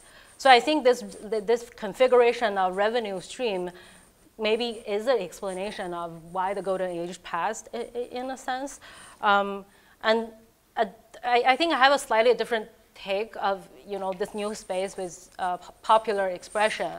I think in this age with so much sophisticated censorship, both human and machine, there's a downside to this, is that people did not get to see what other people think before the new media, right? So they have a kind of imagination. Maybe there are lots of discontent people out there, just like me.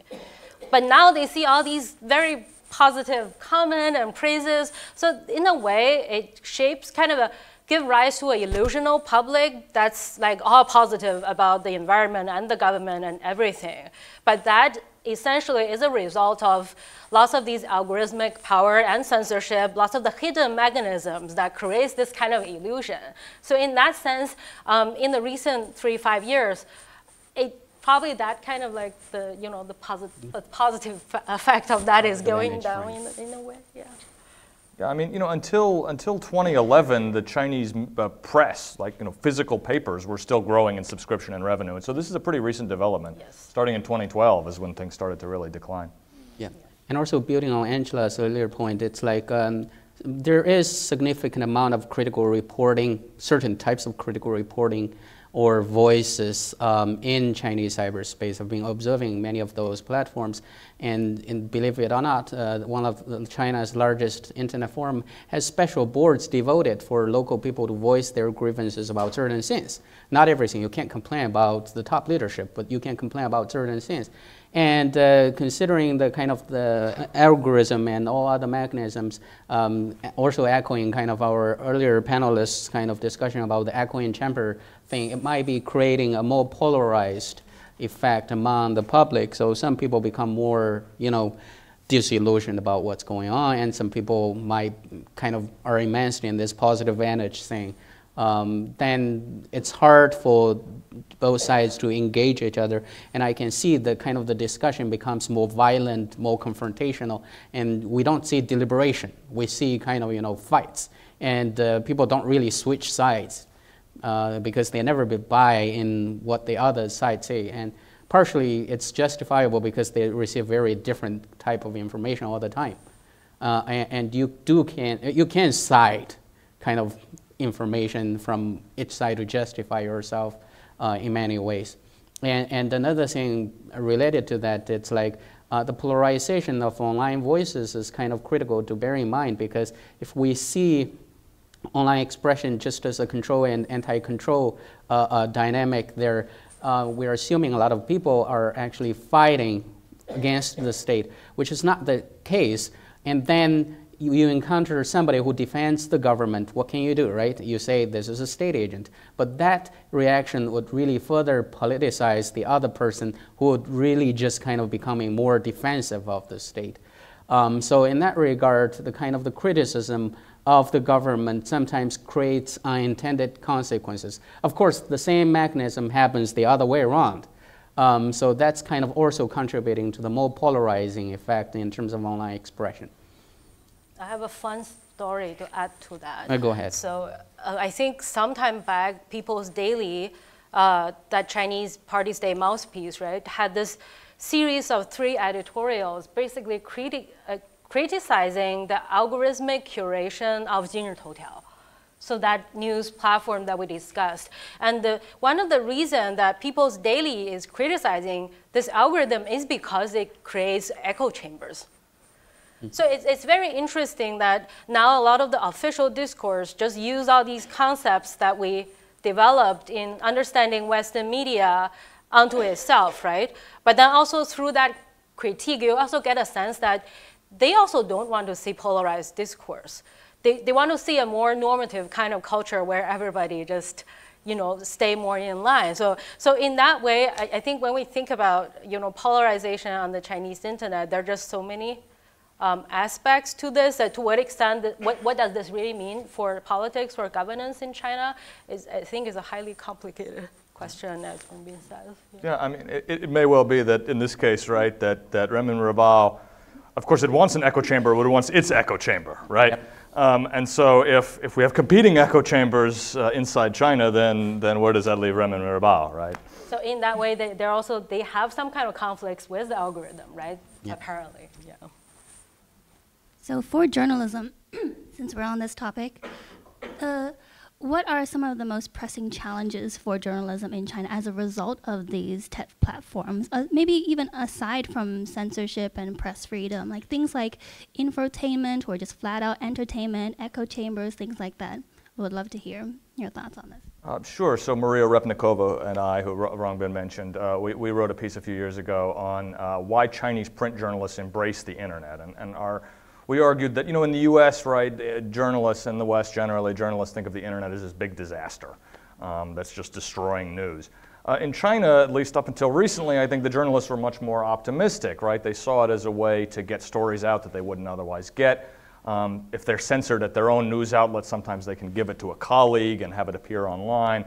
But as we've heard before, the space for this kind of critical journalism is really shrunk. And no one wants to pay for it, and even at areas that were relatively less censored, like critical economic news, so places like Caixin or Caijing, even their space to report has really shrunk dramatically. So Hu Shuli, the founder of both of these, had a Weibo post the other day that was censored, which never would have happened to her before, and so.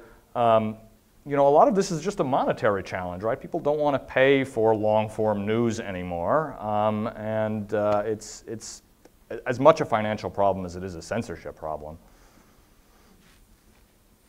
Yeah, okay. In a way, John has said everything I wanted to say, but building on that a little bit is like, for researchers and observers of Chinese media and journalism, it's important to bear in mind that there are unique features of the Chinese media system, but at the same time, there are a lot of common problems they face, just as kind of media and journalism face here in the US. And a lot of the problems, it's like basically internet is leading to a disastrous outcome for print media to a large extent. And considering that a lot of the tradition of media professionalization is much kind of weaker in China. That's probably even a bigger challenge. That can be more complicated given that there is kind of strong censorship and increasing censorship.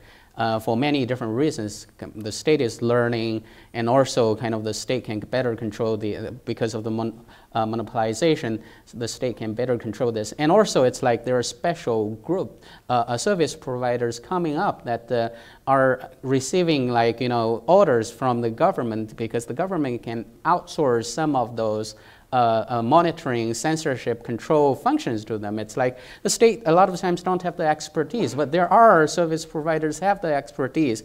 The censoring image, right? The state used to have faced huge kind of challenge in terms of how to do that.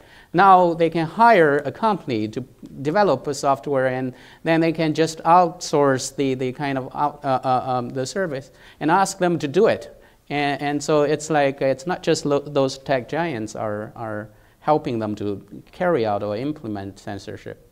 It's also those who actively just help the government to increase its capacity to censor.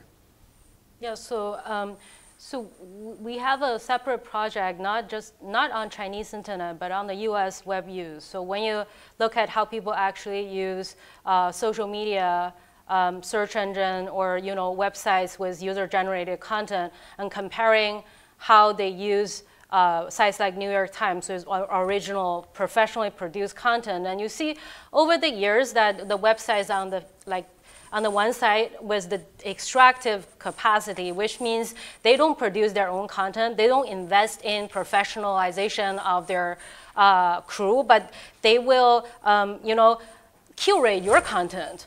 And as a way to get the attention that goes through your content, as a way to get the user data that gets to that original content through your curation sites, or as a way to attract attention by eliciting user to create their own content, right? So when you see this kind of sites, it really represents a trend to reconfigure the content economy online. So in that way, this kind of data extractive websites are getting really stronger. So it's the same as in China, but the difference is to react to this kind of economy in the US, a lot of the newspapers, they started their online paid wall version, right? So you can put the transcription, the subscription model online. But then in China, that's just not something that's accepted at all. So in that way, they have to find their own way to really get money. And then on top of that is never, as Yongbing says, professionalized as in here. So in China, if you write a content with payment, you don't need to declare that. So that, as a result, just give you this very ambiguous universe of stuff that you cannot even pinpoint where the credibility is from. So I think all of these are just very hostile for quality journalism to thrive in this environment. I mean, I suppose the one small saving grace, which the other panel talked about briefly, is that technically these internet portals are not allowed to break news, right? They're not allowed to produce their own original content. I mean, there are lots of ways around this, but mostly they have to do so-called reprints, which does leave some role for, real journalism in China to a certain extent. So keeping an eye on the time, before I open it up for audience Q&A, one last thing I wanted to ask all of you is, what do you think are some of the important things to watch out for, or trends, or maybe even things that we get wrong in sinological scholarship on the Chinese internet and media, things like that? I mean, the thing that people clearly get wrong the most in America is that they think that this Chinese government is doing this all itself, right? It's this enormous organization that has its hands in every pot. Actually, the censorship organs are very tiny. The Central Propaganda Department, one of the main press censorship bureaus, only has a few hundred employees. I don't know how big the new Cyberspace Administration of China is, but it can't be too big. The State Council Information Office, another media censorship organ, is also very tiny. And so the censorship is done, it's outsourced, right? It's a great way. If you want to do censorship on the cheap, the Chinese government has figured out how to do this, right? You dump it out onto the tech companies themselves. In terms of worrying developments, I think, for me, one of the biggest ones is that also sort of talked about on the last panel, is that China's influence is now extending overseas in lots of scary ways. So I think the next panel is going to talk about this more, but there are cases like, for example, a China media scholar named Anne-Marie Brady, who's in New Zealand, who did a report on Chinese government influence in New Zealand politics. After she released the report, her office was burglarized at work, her home was burglarized, her car brakes were tampered with. The New Zealand Ministry of Foreign Affairs tried to pressure her boss to get her to stop this kind of thing. And it's, this is a Western democracy, right? But they're heavily influenced by the Chinese government. And so, censorship that used to stay at home now seems to be spreading overseas in a really worrying way. Yeah, so I want to maybe just say a little bit on the ways of knowing the Chinese internet. So if you think about internet research in the US, all over the world in recent years, there's this burgeoning big data research where you basically get the data, a massive amount of data from tech companies, right? And then you try to do social science research to better understand user behavior. So of course, lots of very good insight comes from that kind of research because after all, this type of data was just never seen before. But I think one thing we maybe want to keep in mind is that we need also more attention to the alternative kind of methods because in a way, like big data computing, especially using data directly from tech companies, you're really operating the same epistemological universe as they are. And some of the times, the kind of social science research you're developing, for them is a chance of just getting more money by thinking about user and tinkering with the platform. So there's this very interesting thing that I witnessed at a media conference. So they were talking about post-Trump web usage and then developing methods of analyzing massive amount of scraped data from the internet to identify the bad actors. So in this context, it makes sense, right? But then there are people sitting there, people like us that we studied Chinese dissidents at some point, online activism, and also minority groups in the US that does kind of online activism, because that language just sounds very familiar in a sense that, academically, there are highly sophisticated methods being developed on the same set of data that the tech companies also have to identify certain actors that are not conforming to some kind of desired culture or behavior.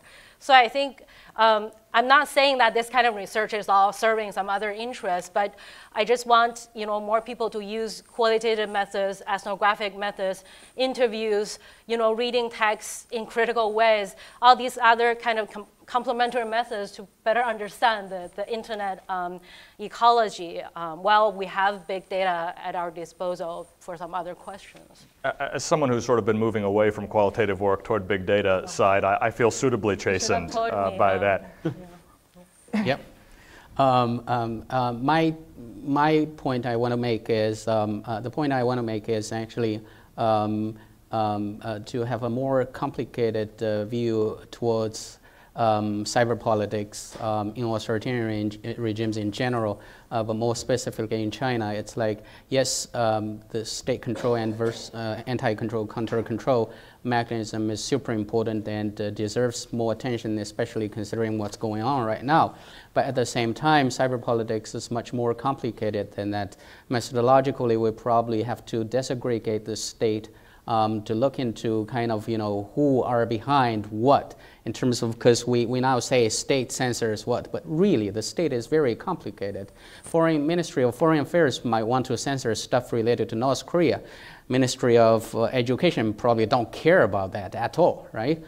So yes, it's like in the process, censorship and everything control has been centralized and more effective, but it's like how we understand the mechanisms happening within the state is still not quite clear. We still don't know too much about that. The other is really disaggregating the internet. Internet is not just a monolithic space where everybody wants more freedom, which probably, it's like, yeah, people generally prefer freedom, but there are a lot of kind of incentives and norms and values there and competing with each other.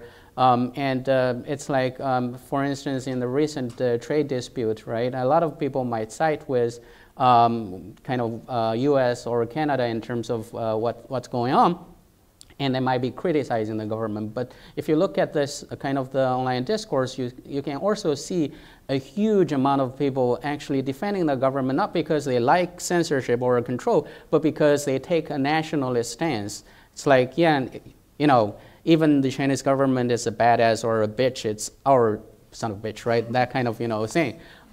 Still going on there. And when that is kind of mechanism has come into play, and when you look at New York Times, CNN, all those media reporting on Chinese affairs, it's very easy for many of those Chinese nationalists to become defensive.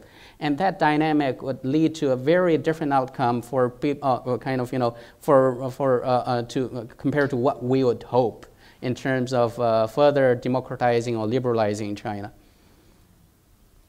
So now I'd like to open up the panel to, yes, can we get a microphone over here?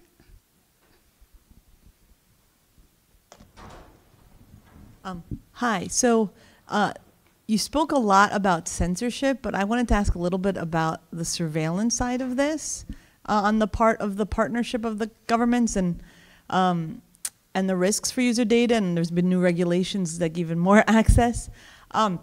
And related to both, in terms of this very close relationship, this is maybe more of a policy question, but looking from the outside, a lot of these companies are on the New York Stock Exchange, right?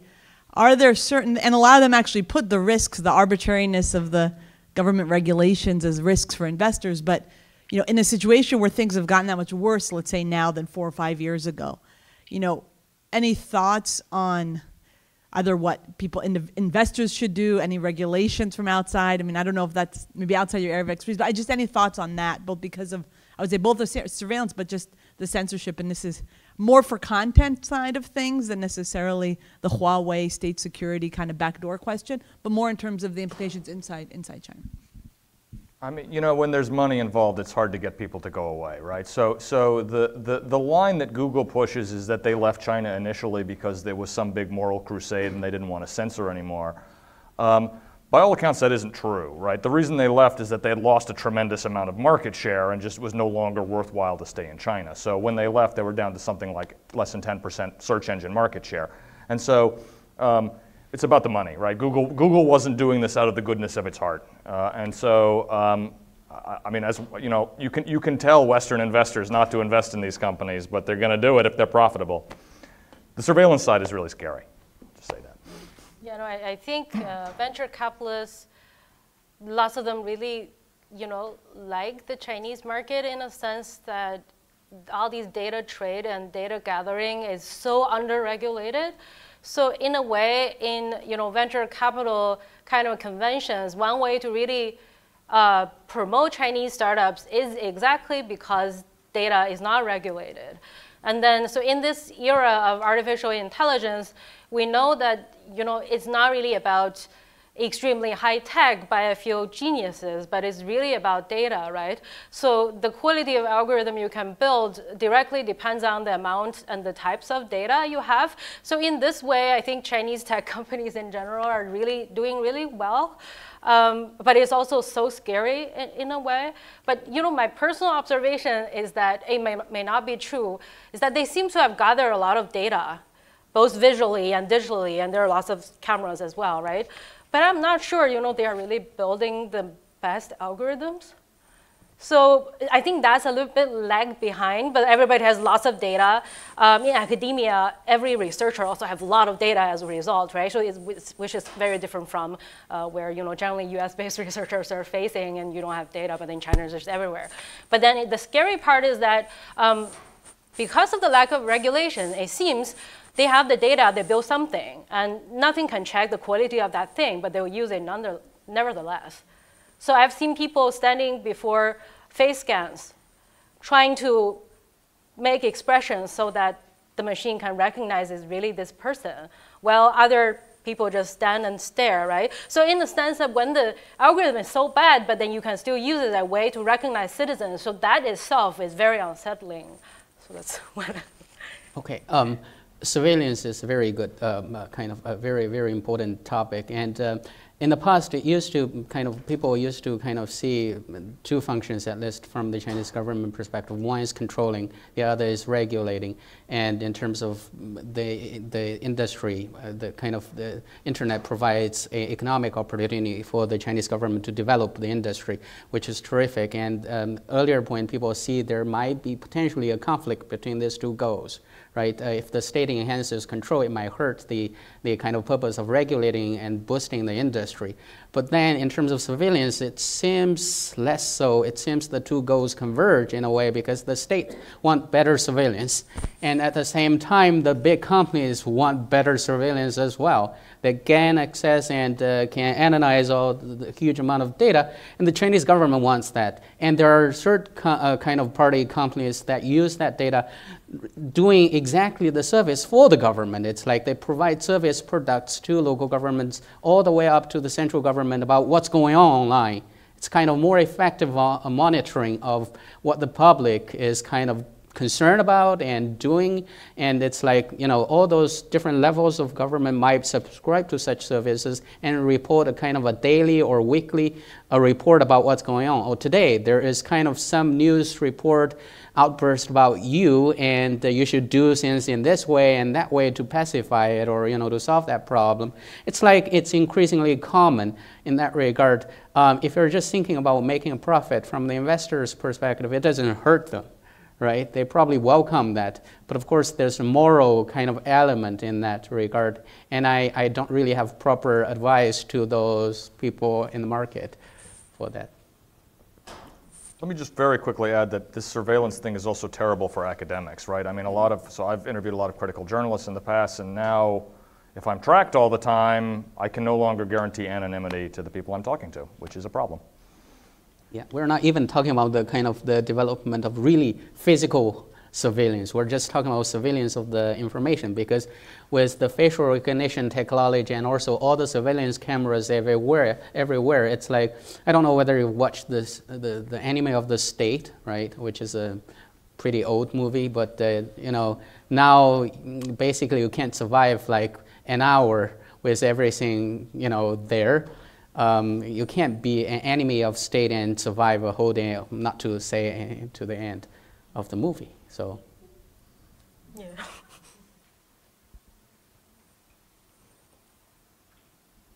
Thanks. While we are talking about how the China government, CCP, has been successful at controlling the internet, at the censorship, it seemed to me that Xi Jinping or CCP is quite worried about the internet. Otherwise, he would not name the internet management as the top one work when he warned his provincial and ministers about the serious dangers the CCP faces in this year. And he will not go to the Renminbi, the new media bureau. So in your opinion, what's about the internet that make him so worried about the internet? So what kind of a challenge could the internet really bring to the CCP's control? Is there anything that we don't know and he know about the internet in China? I mean, the Chinese leadership is always scared about their legitimacy, right? They're clearly worried about it, or they wouldn't sort of go on and on about it. I mean, the treatment of Liu Xiaobo is a case in point. The man got the Nobel Prize, and the Chinese government made him disappear, right? A state that felt secure in its legitimacy wouldn't go to these lengths to do things like that.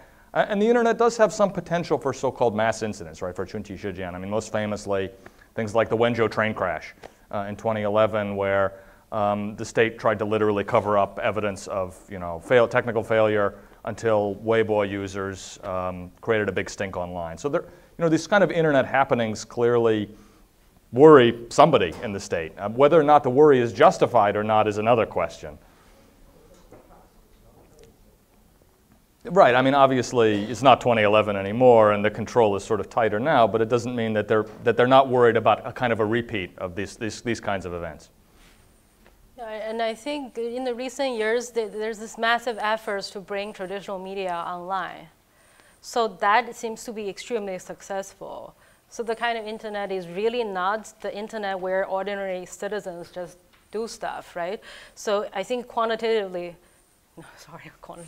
if you look at the amount of content being produced, it's very unclear what is the proportion that's really produced by ordinary citizens with no interest attached. And that, if you think about computing scraped data, or, you know, publicizing the results of summarizing aggregated data, you basically creates this illusion of a public that is thinking and feeling in a specific way. But a lot of this are basically content produced by highly regulated state, agencies that are related to state. The question you're asking, if I understand it correctly, is why the state is worrying about things going on. It's like the kind of the implicit assumption is that the state is a rational actor, which might be true. But at the same time, I personally question that because the state is a complicated organization. And a lot of times they behave in irrational ways. So I don't know whether their worry is actually justified, and even if their worry is justified, whether they're taking the best actually actions. I mean, whether there's a strategy or not. It's like, so I'm not quite sure, right? In terms of, say, there might be a concern about maintaining stability, which is kind of, repeatedly proved by a lot of our studies. But at the same time, it's like, to what extent should we control the internet to really prevent collective mobilization, right? The top leadership and central government and local governments have very different incentives in terms of controlling the collective action. Top leadership might be okay with certain levels of discussion on that, because that might help them to discipline local governments and learn what's going on at the local level, and also improve governance, right? All those kind of might be helpful for them to sustain their role. But at the same time, local governments want to kind of suppress everything, because that will make them simply make them look bad in kind of in front of their superiors. So it's like, I'm not quite sure whether kind of, it's like rational or not. That's a question. Another thing is that I think the concern is a little bit justified from the state's perspective, thinking about the very fact that the internet is a disruptive technology. Initially, when we look at the control over internet, it's like when it just came to China, Chinese government didn't see online expression as a primary threat. If you look at the 1997 kind of Ministry of Public Security regulation, they're concerned about the physical network and kind of the terminals, computers, right? They didn't think too much about what people can say online as a big threat. And it took the state quite some time to learn how to deal with everything and enhance control. That experience might actually kind of, be an important memory for the state. It's like, we don't know what's going on next, but it's better to just control everything at this moment. Or the better, the tighter control we have, the better, right? So not quite sure what exactly is going on in President Xi's mind. Not him, and I have no access to interview him. And even if I have the access, I'm not sure whether he will respond to me. But it's like, there are a few plausible hypotheses we might be able to develop. Yeah, I mean, an organization that censors Winnie the Pooh is not necessarily one that's acting always rationally, right?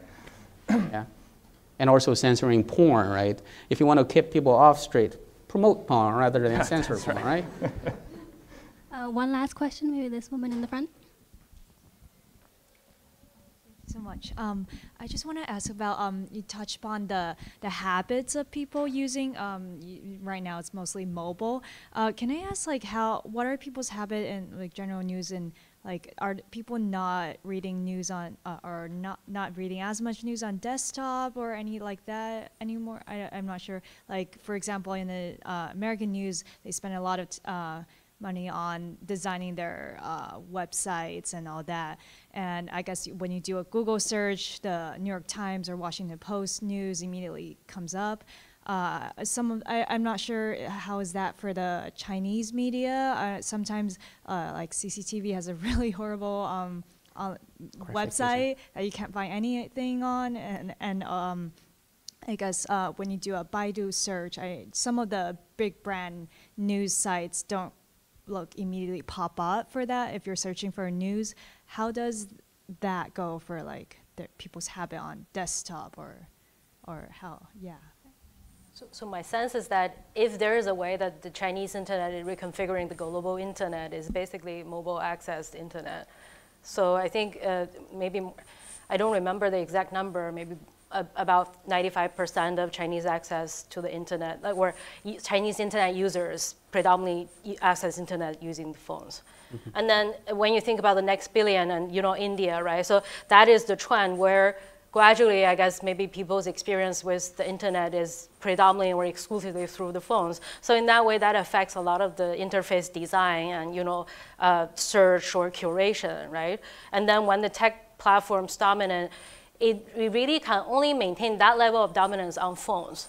On desktop internet is not that easy, right? Even if you access news through Facebook, you actually clicked onto the news sites, but if you access news on Facebook's app, you're still in Facebook. So I think in the Chinese case, my sense is that a lot of the things, they're just clicking WeChat and a lot of things being shared. Yeah. You can get user numbers on this. I don't know what the latest figures are, but there's something called CINIC, the China Network Information Center, which has does surveys about this kind of thing. With the Toutiao and all that, how are these branded news sites making their monetizing? Attention, right? So data and attention. So they are able to kind of exploit the attention attracted by an original content producer while recording the user data as you conduct activities through their curation. And then they can sell the data to different companies, and then they can do the ad delivery, both to capitalize on the attention and to use the kind of data that they collect. So in that way, it's similar to a lot of the social media sites around here. Like their top business model is really curation and selling attention that are joined to things not produced by themselves. Right. One thing kind of building on that, it's like CCTV is state-owned media. People's daily, they don't really have too much incentive to be innovative in terms of attracting people to a certain extent. People's daily never worried about their circulation rate. So they are not really at the cutting edge to kind of innovate in terms of graphic design and everything. But it's really kind of those service providers like Jinri Toutiao, they are the kind of the innovate age. And I think the state is doing a great job in terms of, we don't allow you to generate news. You have to kind of get news from elsewhere, and then we monopolize the news kind of providers. It's like if you get all the news from People's Daily and CCTV, then it doesn't matter from the state's perspective if you are accessing it from CCTV's website or People's Daily website or Jinri Toutiao to a certain extent. And but one thing related to that, but different, is like I've kind of noticed a worrisome trend in terms of all those big tech giants are trying to create their own ecology. So if you look at Baidu, is kind of notorious for this. It's like if you search something and they would direct content that's basically they themselves are creating or relaying. So relying kind of routing to it's their own content. So they're promoting their own stuff that kind of makes the echoing chamber thing even worse, and also that reduces the quality of the information and everything. That also helps the government to a large extent. So that's kind of something worrisome, but the capital really drives them to do that. First of all, they have better control over the content so that the state don't crush them if they step beyond. If users generate, that's risky for them. And then it's also like, they glue the users to them so that people can, so that the company can get more out of the users by either selling their data or, allowing them to click on the ad and kind of, or tipping, all that kind of, it's a whole ecology for the companies. Just very quickly, so when there is abundant content, distribution is the trump card. Right, so their distribution is never free, and digital distribution especially so. So whoever owns the structure of distributing content ultimately really benefit a lot more from the attention economy. Right. All right, so we are going to take a short break. There's coffee in the back while we set up for the third panel on China's influence on media and free expression globally. Thank you so much for joining us today, and thank you so much to our panelists.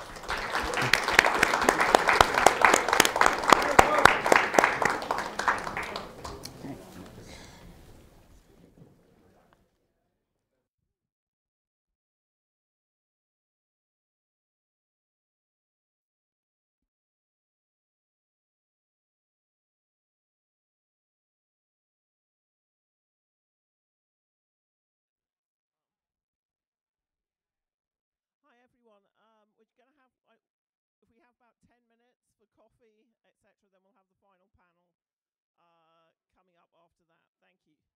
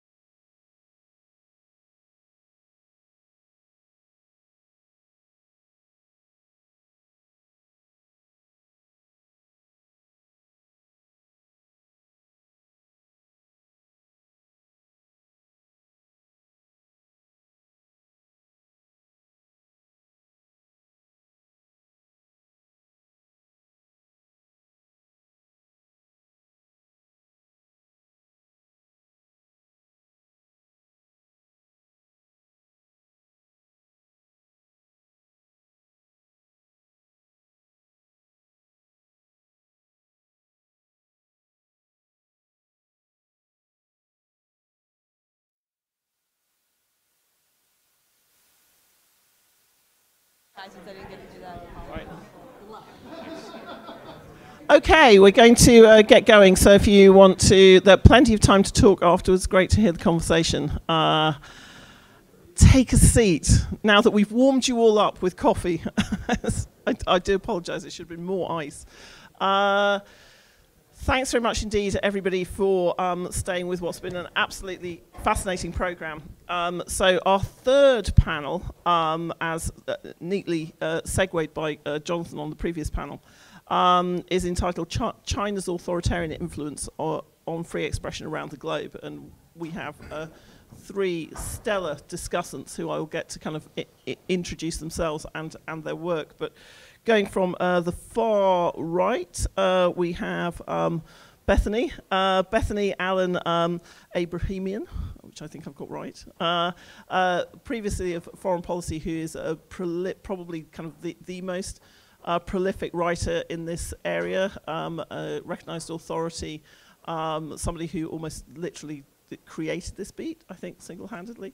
Next to her is my colleague, Howard French, professor here at the Journalism School, but also an author of two, well, more than two, but two fantastic books recently on China, one of which is China's Second Continent, How a Million Migrants Are Building a New Empire in Africa, and the other one, Everything Under the Heavens, and both about sort of China's international aspirations. And then to my immediate right is Matthew Schrader, who is at the Alliance for Securing Democracy at German Marshall Fund. Yes. Is that right? Not the German Marshall Fund. Just German Marshall Fund, and I have not done anything nearly as interesting as these two so far, so that's all the introduction I need. But you were previously at China Brief as well, yeah, editor-in-chief. That's right. I used to edit a publication called China Brief. Okay, fantastic. So if everybody has switched on their mics, I'm going to switch off their phones and on their mic. So Bethany, I'm going to start with you. So just give us a kind of like your perspective and overview on this.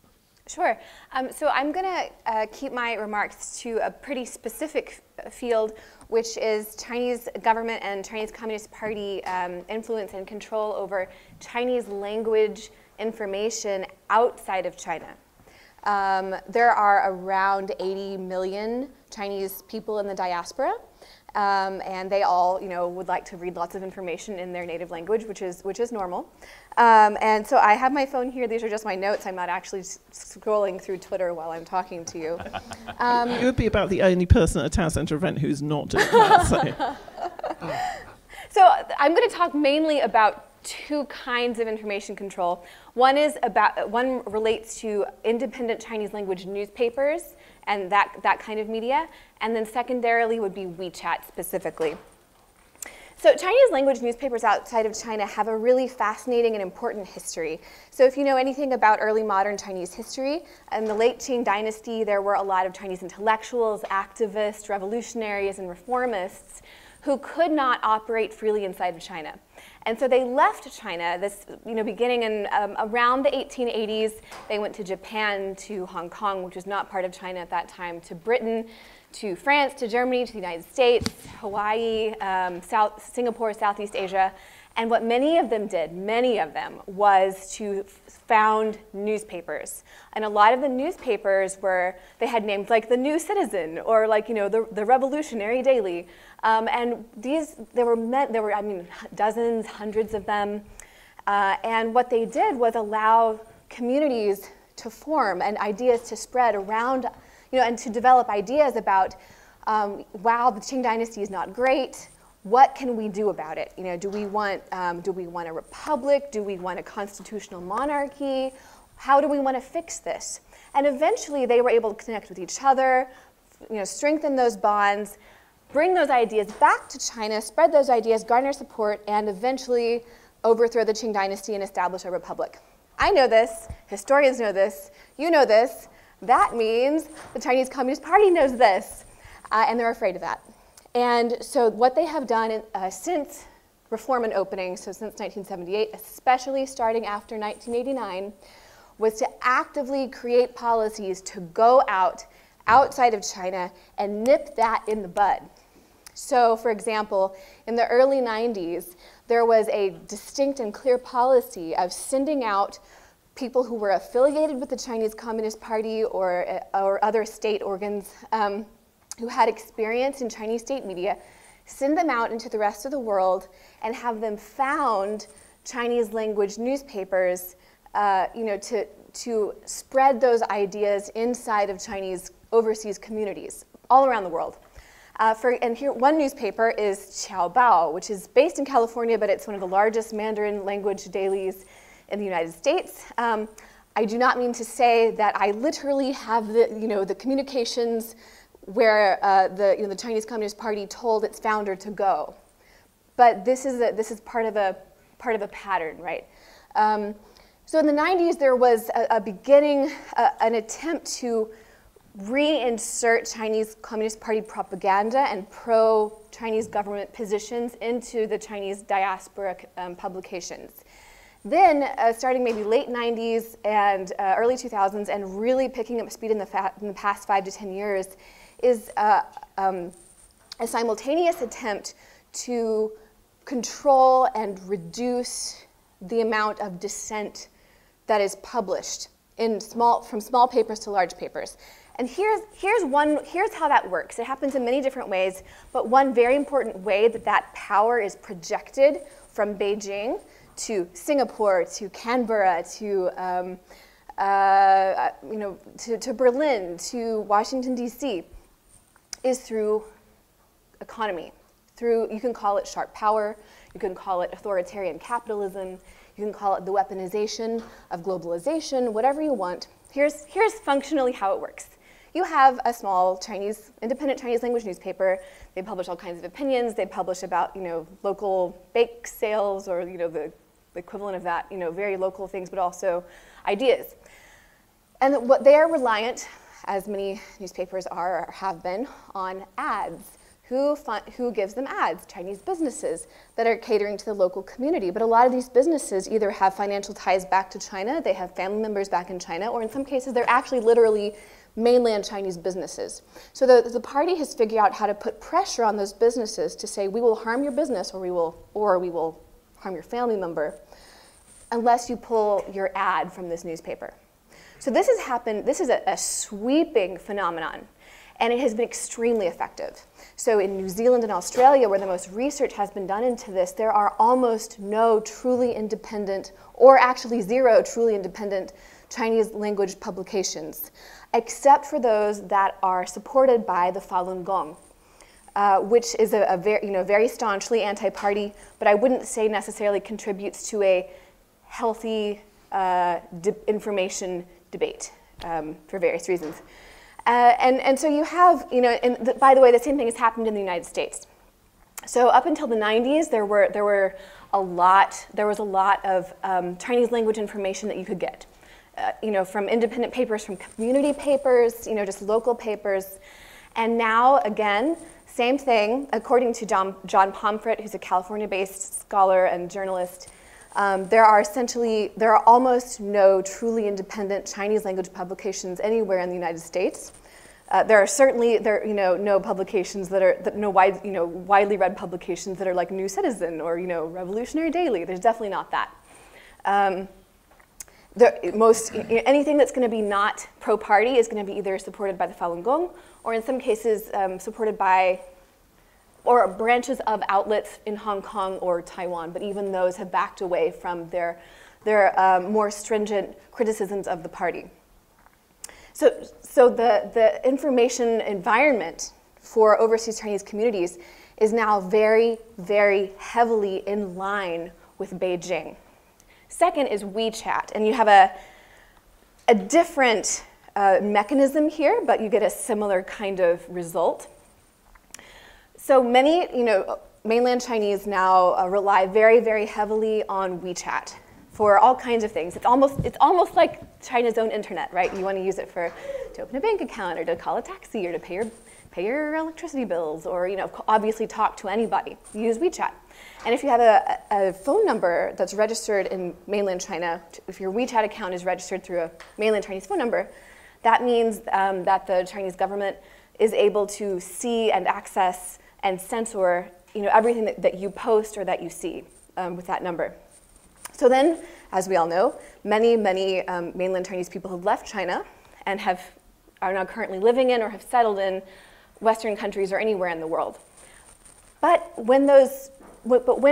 people continue to rely on WeChat for a lot of their information. And Joanna Chu has done great work on this in terms of how this reliance on a heavily censored information platform, what that does to local Chinese diaspora communities. So for example, in Canada, there was a lot of discussion, or there were articles being passed around on WeChat about the detention of Meng Wanzhou, the CFO of Huawei. I think, was that the one? Was that the article that she wrote was about that particular thing? Yeah. And so those articles actually about, like, you know, by Canadian news outlets, either in Chinese or not, but being used on this WeChat platform, were being censored by Beijing in Canada. And so Chinese people in Canada, and in some cases Chinese Canadians, were learning about their own country or the country they're living in through the censorship eyes, or the censorship lens of Beijing. And this is really significant because it reduces, the ability of people to come up with their own ideas, to understand the world around them, to of course come together to have their own brainstorming ideas about democracy or about what we can do to change, to make China a better place. All of that happens within the constraints of a Leninist party system. And I'll leave it there. So just listening to you, there's so many stunning parallels with the British kind of Royal Mail in America in the 18th century, and the kind of, as you say, that sort of formation, or the stopping of forming of seditious kind of groups through the control of the press, which I was teaching some students last night. It's kind of a sort of, as you say, stunning parallel that you don't really think about. And if I can just add one thing to that list of things that WeChat is important for sort of ethnically Chinese communities in the United States and Canada and everywhere else, is that it's increasingly an important platform for local politics. For people who want to campaign, for people who want to solicit political support. And we've already seen, we'll call them somewhat concerning incidences in places like Vancouver in Canada that I think Joanna's done some pretty good work on that. There's a couple places in the States that Becky and I have sort of exchanged some private notes on that we're a little concerned about as well. But WeChat is increasingly a platform that mediates political conversation inside our democracies. Hold that thought, because I want to come back to that. Howard, you obviously looked at this phenomenon deeply in Africa in particular. What's your kind of take on, if you like, the Chinese influence outside America? So speaking of Africa specifically, I think Africa has been a kind of a sandbox or grounds of experimentation for China in terms of its globalizing policies in general. So China begins to make a really big push into Africa economically, strategically, in migratory terms in the sort of early to mid-1990s. And I think that Africa thereby becomes this terrain where all of these experiments get played out in advance, where trial and error is the approach, essentially. I think two things are happening. One of them, or two things are worth remarking. One of them is that Africa was, as I said, the sort of testing ground for spreading of Chinese messaging around news, around politics, around China's image in the world in Africa, well before any of the things we've heard mentioned so far achieved any kind of momentum, right? And China, partly because of the fact that Africa is composed of 54 countries, and most of them are small and weak and have very dubious or uncertain kind of regulatory environments, China was able to maneuver under the radar most of the time without much explicit control or pushback of any kind, and not really getting noticed, not just under the radar in Africa, but not really getting noticed internationally, because Africa in the immediate post-Cold War era was not really of much concern to much of the West, right? And so the result of this has been Well, the two big results or outcomes of this have been the rollout of official and semi-official Chinese state media in Africa of various kinds. Television, print, there's China, versions of China Daily that exist in print, Africa Daily or Africa something like that. It's called in many different African countries. And then the other one is ownership of cable television suppliers, which has been pursued with great vigor in lots of African countries. And on the surface, it looks completely unremarkable. A cable TV provider provides what? It provides lots of different kinds of entertainment. But once these cable providers enter into Chinese hands, then it becomes the kind of vehicle for propagation of all kinds of political messaging and propaganda as alongside of all of the sort of normal entertainment fare. So I could go on and on about the ways in which this should concern us, and many of them I think have been dwelled upon, and we'll get into in greater detail perhaps as we pursue this conversation. But as someone who's been watching this over time, my impression has been that China has not gotten very much bang for its buck in terms of the sorts of propaganda vehicles that I've described so far. In other words, Chinese television in East Africa, for example, or these Chinese English language or French language Chinese daily newspapers, or sometimes weekly newspapers that have been rolled out in lots of African countries. I don't know what the statistics say about their audience, but I would be skeptical that the statistics even represent remotely well their audiences. In other words, I don't think the statistics are impressive, A. B, I don't even think the unimpressive statistics are reflective of just how unimpressive this has been in terms of adhesion or traction in terms of the mind space of African audiences. And I think that is due to a number of causes. I think that China, and by the way, probably also the West, and those of us who worry about these things often also in the West, underestimate the depth and texture or vigor of African civil societies and of African public discourse, and have come to underestimate the reality that African audiences since the 1990s in almost all of Africa have been used to lots of plural sources of information. Right.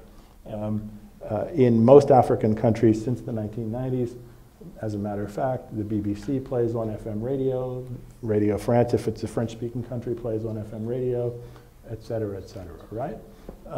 And so the notion that you could get some ham-handed kind of Chinese propaganda effort that comes in and begins to very blatantly kind of paint a kind of one-dimensional picture of China. I don't have any problem, by the way, with coverage that speaks to China's successes. But if it's coverage that's one-dimensional, Africans are fully capable of understanding that. They're sophisticated consumers of news. And so I think that this has been the most important limiting factor on the, I'm going to repeat my word here, but on the traction of this kind of Chinese advance into the news and information space in Africa. And I suspect, although I haven't looked into it, the same would be true in Latin America, the same would be true in parts, not all of Southeast Asia, but certainly parts of Southeast Asia, in parts of Central Asia, et cetera. It's, we actually had some Kenyan journalists here, and we were asking them, Mia and I met with them, and we were asking them about exactly this phenomenon of sort of Chinese ownership and whether there was kind of, they felt there was interference or anything. And the journalists, as you say, were both very sanguine about it, and then said, we actually had way more trouble with the British, and particularly the British embassy, than we ever had with China. As you say, it's kind of just this, sometimes we need to pull our lens out a little bit of these things. So Matt, sort of listening to this, what are the things that you're thinking about in this space at the moment? What are the things that are most concerning to you? So I think this is actually going to be one of those interesting panels because two of the panelists actually disagree on something.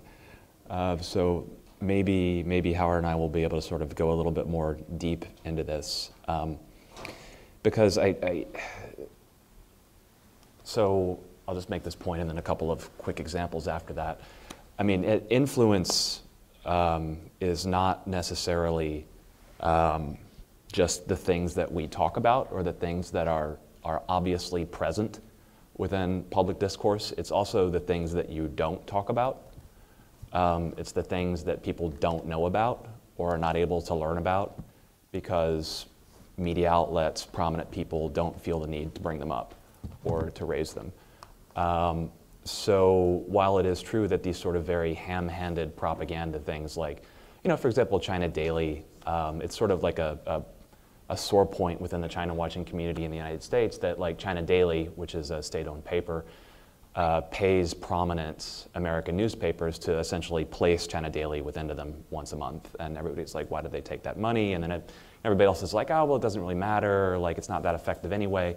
That's just one kind of influence. The other kind of influence is what are the things that you don't talk about. And to that extent, I think that we're very used to thinking of the PRC as something that is acted upon rather than something that has the ability to influence back and to shape the ways that we think about and talk about the PRC. It's just, and to some that's a product, I think, of, you know, Western arrogance, of the long ascendancy of our civilization in the United States following World War II, lots of different stuff, but it's no longer the case. And I want to make a couple of quick points using actually examples from what we've been talking about here. Where's my phone? So I've just been counting so far during this event, how many times have people used the word the party, how many times do they use the word the government, and how many times do they use the word state to talk about the entity that runs the PRC. The party has been mentioned 6 times. The government has been mentioned 42 times. And the state, and this is before this panel, the state's been mentioned 45 times. So it's something of a trivial example, but I think it goes to show, to a large extent, the success that the party, because we have to talk about the party, it's the party. And the party talks about itself this way. Xi Jinping himself says the party is north, south, east, west, and center. That's the entity that runs China. The party has already been very successful in instilling in the minds of people outside of China that China is a normal country with a normal government. That the people who have real power are the ministries, the Ministry of Defense, the Environmental Ministry, and that is not true. It is the party that has the power. So that's something of a trivial example. The thing that I think is really a great example is how many people in this room have ever heard of Xinjiang? Just raise your hand if you've ever heard of Xinjiang. Okay.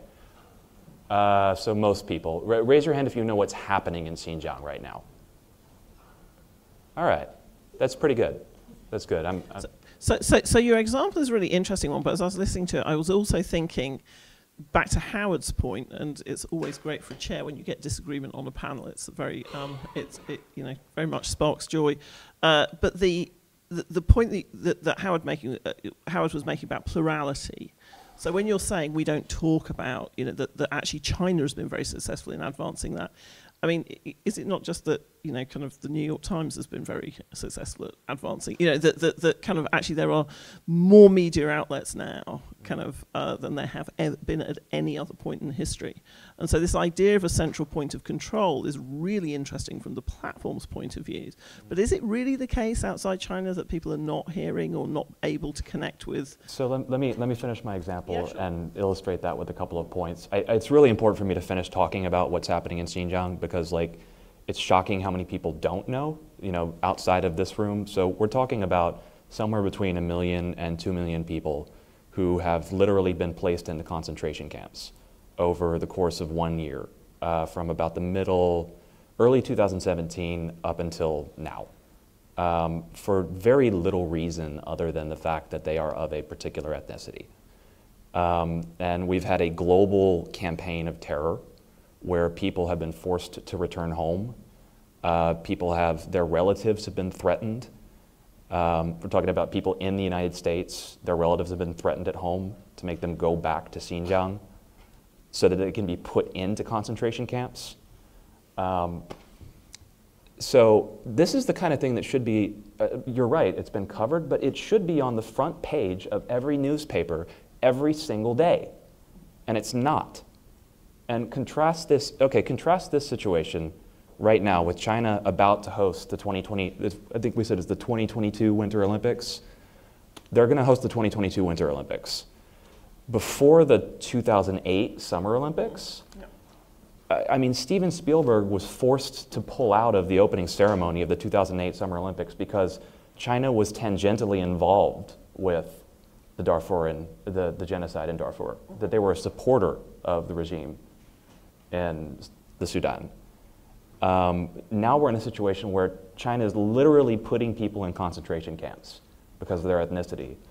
And nobody's talking about anything like, you know, are they going to get the Olympics? You know, so I think China's actually been quite a bit more successful than we might think. Like, it's being covered, but it's not on anybody's agenda. Right. Howard? Yes, so the example of China Daily having inserts in American or Western publications is actually offers some interesting opportunities to compare and contrast with the situation I just described in Africa. We have a choice in a society like this to say, well, you don't let us into your space in order to publish or to spread information, so we won't allow you into our space. Or we can say, look, it's really too bad that you close your country off from outside currents of information, et cetera, but we're not going to operate that way because we think there's a value in being open. So even though you're putting your supplements in our newspapers, as long as they're labeled as supplements in our newspapers, we're going to trust our readers to digest it according to their own intelligence, right? This is similar to the African situation I described, not because I like the fact that Chinese state control over state-controlled information is spreading willy-nilly in every corner of the world, but because we have to be really careful as Westerners, if you will, about how we discuss these issues with peoples in other places. I think that it is actually wildly counterproductive to go around Africa, you know, stomping your feet and saying to African countries, what are you doing letting the Chinese broadcast here? What are you doing letting them put their newspapers here? What are you doing? I just think that gets you nowhere. It doesn't stop what China's doing, and it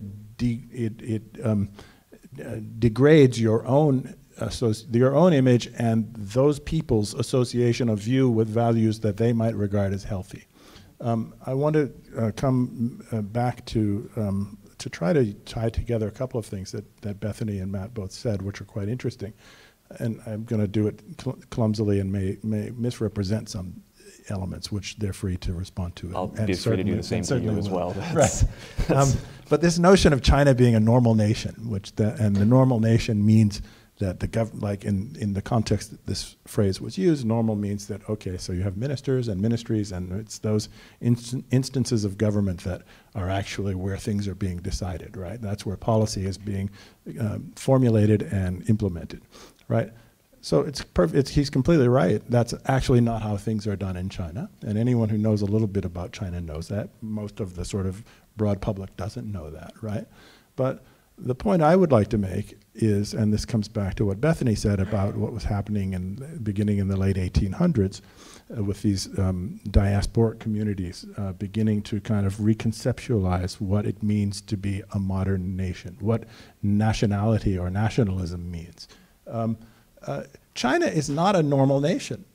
It has nothing to do with the Communist Party being a decider. That's not the biggest piece of this. Something to do with it. It has something to do with it. I overstated that. Yeah. China is a rare big country, big nation state, for having determined what modern nationalism and nationality is going to be at such a late stage in history. China came to this really, really late, compared to any other big country, or almost any other big country. I know there'll be some brainiac out there who'll find another example, but compared to most other big countries, China really came to this game late. And in some sense, China is still trying to figure it out. And one of the elements that from the very beginning that China has wrestled with and innovated around in ways that distinguish China from all of the other big countries that went through there, what is our nationalism going to be about, and what sort of myths are we going to construe, et cetera, is the question of citizenship. So the Chinese state, call it the Chinese Communist Party if you will, is not completely comfortable with the idea that there are Chinese people in China and Chinese people outside of China, and they have different shenfen. Yeah. They're all Chinese for them. Yeah. For the whatever that country is, you want the system, right? Those are just Chinese people, and the Chinese state, unlike almost any other nation state, since really early on, has been trying to figure out how to stay in the mind and how to orient and even control the behavior of and retain the allegiance of every person of Chinese extraction who's outside of China, almost from the very beginning. And so that the only way I'm arguing with you is I'm saying the non-normal part of this discussion goes back further and runs deeper than simply the matter of it's not the ministers and the ministries. So I think we could get into a really interesting argument about historical counterfactuals, but it's also not the panel's subject. Bethany, you. Oh yeah, I think that what you said is really important, and I would agree with a lot of it. I personally would not say that like China is special and different because I personally get really super irritated by, it's often a state propaganda push narrative, but also I hear a lot of Chinese people themselves say, well, your norms can't apply to us because we're unique. Every country is unique, and I think much more important than China being large is that China is a former empire and it's a former civilization. And here's what I mean. Iran, extremely similar to China. It only has 80 million people. It's a middle-sized country, but they followed a very, very, very similar timeline in terms of in the 1880s they started having people trying to figure out what does it mean to be like a failing empire that's being pushed sort of invaded by the West, and then they had like a constitutional revolution, and then that failed, and then they went through all this stuff, and they had Soviet. It was just extremely similar sort of timeline, and then they had a revolution in 1979, and that sort of didn't really work. And so I think that, I don't know that China's that late. I think it's just larger than Iran and many other countries. So I don't think it's special in that way. I just think it's a larger version of that.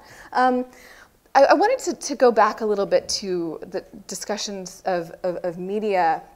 And I think that we talk about censorship and about Chinese state-run media outlets or pressure on outlets as we want to push this narrative and we want to drown out other narratives. But I think that a very important part of Chinese party and government control of media outside of China happens behind the scenes. So for example, this is a theoretical example. This is not fact. Again, to go back to the inserts that go into the Washington Post and the New York Times and whatever, these newspapers get paid a certain amount. I don't know how much that is. That is a lever of power. That money coming in from these inserts, perhaps those inserts, their power is not the words that they say. It is not like, and yes, today we are going to party, to parrot the party platform, but it is the monetary power that it gives the Chinese government over those newspapers. And it doesn't matter for the Washington Post right now because the Washington Post is flush. But it matters a ton for smaller outlets. And this is a similar sort of debate about Confucius, or not debate, it's a similar phenomenon with Confucius Institutes, because we talk a lot about the censorship the Confucius Institutes do. You can't talk inside the classroom, you can't talk about the Dalai Lama, you can't talk about Taiwan. Yes, it's heavy-handed and most people don't fall for that. But Confucius Institutes lock universities, especially small universities, into a relationship. And so if that university does something, could be completely unrelated to the Confucius Institute, that gives the party or the government, the Chinese government, the power to say, if you keep doing this, we will take away these resources. We will take away this money. And it may have nothing to do with the literal words. And so when I see Chinese companies that buy media outlets or give free resources to other media outlets, or buy ads regularly in other media outlets, or in some way have some kind of financial... Or hire journalists, which is actually, they're one of the few... Or hire journalists. Part of this power is not direct censorship or propaganda. It's happening behind the scenes. It's pressure that's put on these companies. Sharp power, and I think that is very largely significant and hugely unseen because we don't have access to what's happening. We can't read those emails, So I'm going to go to the audience for questions in just 1 second. Can I just agree? Yeah, no, you sure? Yes, you can agree. We're also allowed. You are allowed to agree. So I just wanted to say that I agree almost entirely with what you've just said, but that in my comment about China being late, I'm construing China as having begun figuring out all this stuff in the late 19th century, but not really having completed or like quasi-completed figuring out until 1949. Totally agree. Right? That's So just very quickly, what do we?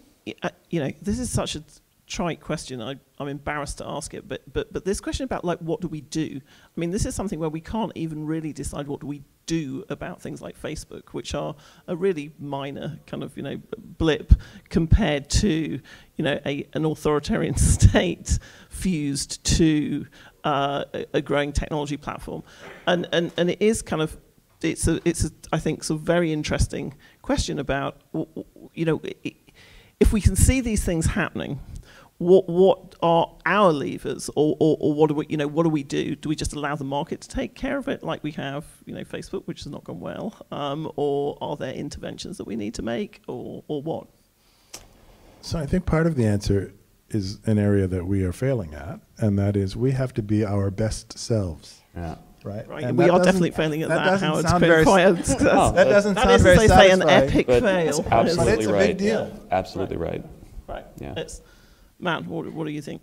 Well, I can give a very trite answer and a very specific answer. The very trite answer to the trite question is simply raising awareness of what the party is and what it wants and what its goals are and how it pursues those goals. Mm-hmm. Because a lot of these things, the experience for me in learning more about these things and researching them is that once you start to see them, you can't really unsee them. Right. And you can't really stop talking about them to other people once you see them. You're just like, like I have all these examples that I share with people in private that I'm not going to on stage here, that it's just like, can you believe that these things are happening? So that's one thing, but on a very, very specific level, I mean, we need reform to the law is called FARA, the Foreign Agents Registration Act. It's the act that requires people who are acting on behalf of the foreign government as a political agent to register as such. There are loopholes in FARA that you can get around. We need closer scrutiny of donations, particularly to universities and think tanks. In the United States, where is the money coming from in many of these places, and what are the links to the party? And but that's not just a China-specific issue. That's Gulf countries, Russia, but it's just something that China is able to do better because it has more resources. Oh, and what about personal data protection? So I read on a newsletter I got recently about innovations in local media, a kind of an upbeat story about, hey, there's an experiment which is really working with Chinese-speaking populations in a city, which I won't name, and through using WeChat. And I was sort of literally kind of stopped and read it and then reread it and thought, what are the protections, exactly to Bethany's point, what are the protections to Chinese language populations in East Coast cities being encouraged to use WeChat by an American news outlet as the best way of kind of exchanging ideas? Do the news outlet even know what the implications of that are? No. But also, how do we then regulate this kind of landscape where you have this blending of large platforms, multi-ethnic, multilingual populations, and a concentration of power in certain systems?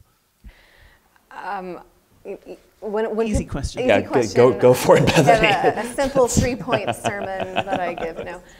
Usually when people ask me, what do we do about this? I'm a journalist. I always say transparency, transparency, transparency. Report.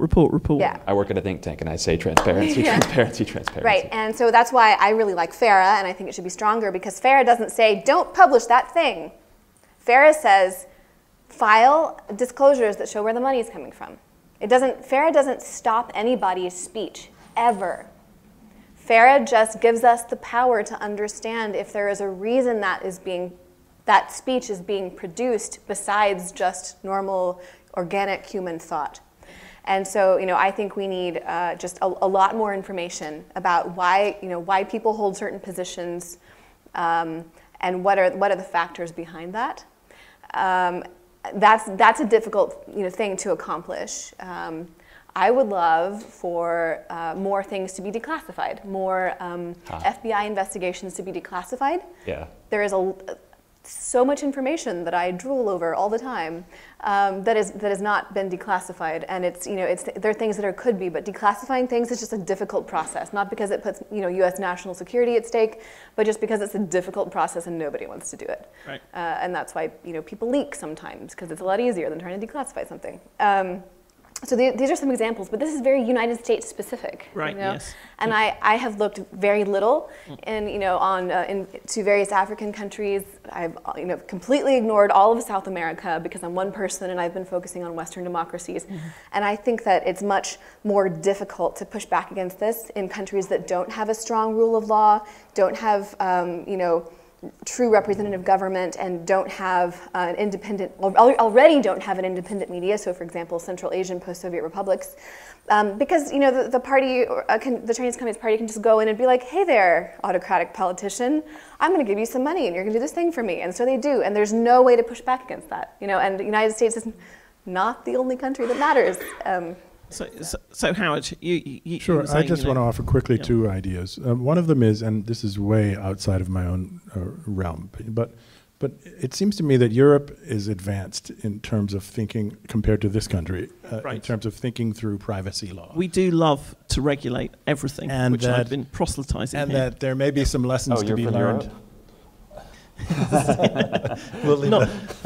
Until the 19th or 29th of March, I am from Europe. And who knows where I'm from then.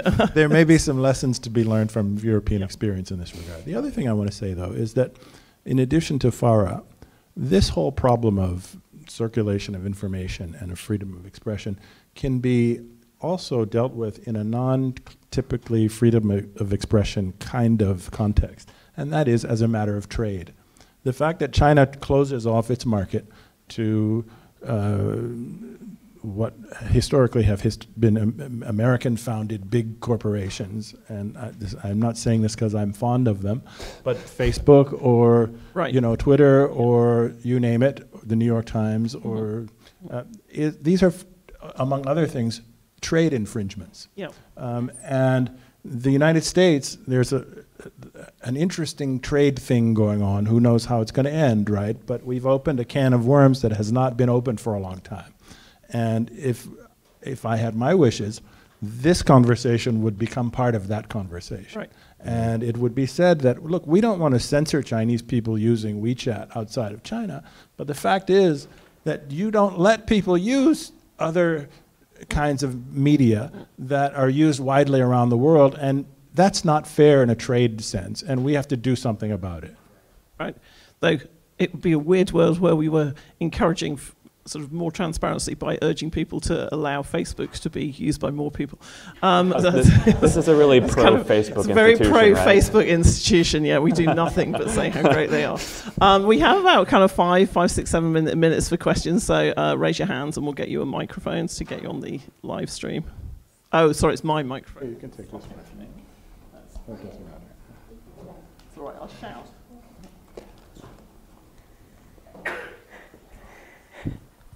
Hi, Bethany just said there is no independent Chinese media in the United States. So what's your opinion on the two websites, Boxun and Minjin? Do you view them as independent or not? Why? Thanks. Yeah, I don't mean to say like there are 100% like, or I'm with, there are 0 independent Chinese language media outlets. That is not what I mean.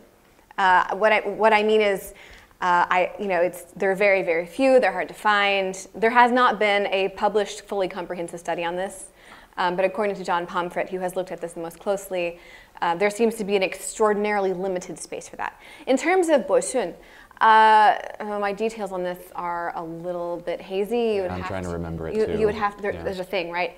It was purchased in what year? 2014 by someone with ties to the Chinese Communist Party, and it has since then become less. What word would you use? Confrontational. It has become less confrontational. So it's a spectrum. It's a spectrum. That is not my independent analysis. That is what other people have said. So just take that as it is. And isn't the same true with, what's the other one that you said? Mingjing. Mingjing. I don't know about Mingjing. Does Mingjing have ties to Taiwan? I actually don't know a lot about Mingjing. I don't know a lot about Mingjing. Yeah. Again, so it's not to say that there are 0 of these, but that there are very few. And they tend to not last very long because they attract those various forces of coercion, carrot versus stick, to try to silence them.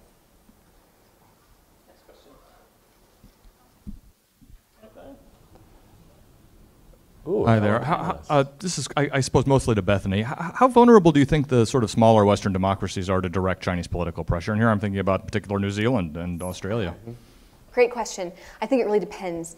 So there are certain case studies that come to mind. The Czech Republic, Poland, is Hungary a democracy anymore? I don't know. New Zealand, Australia.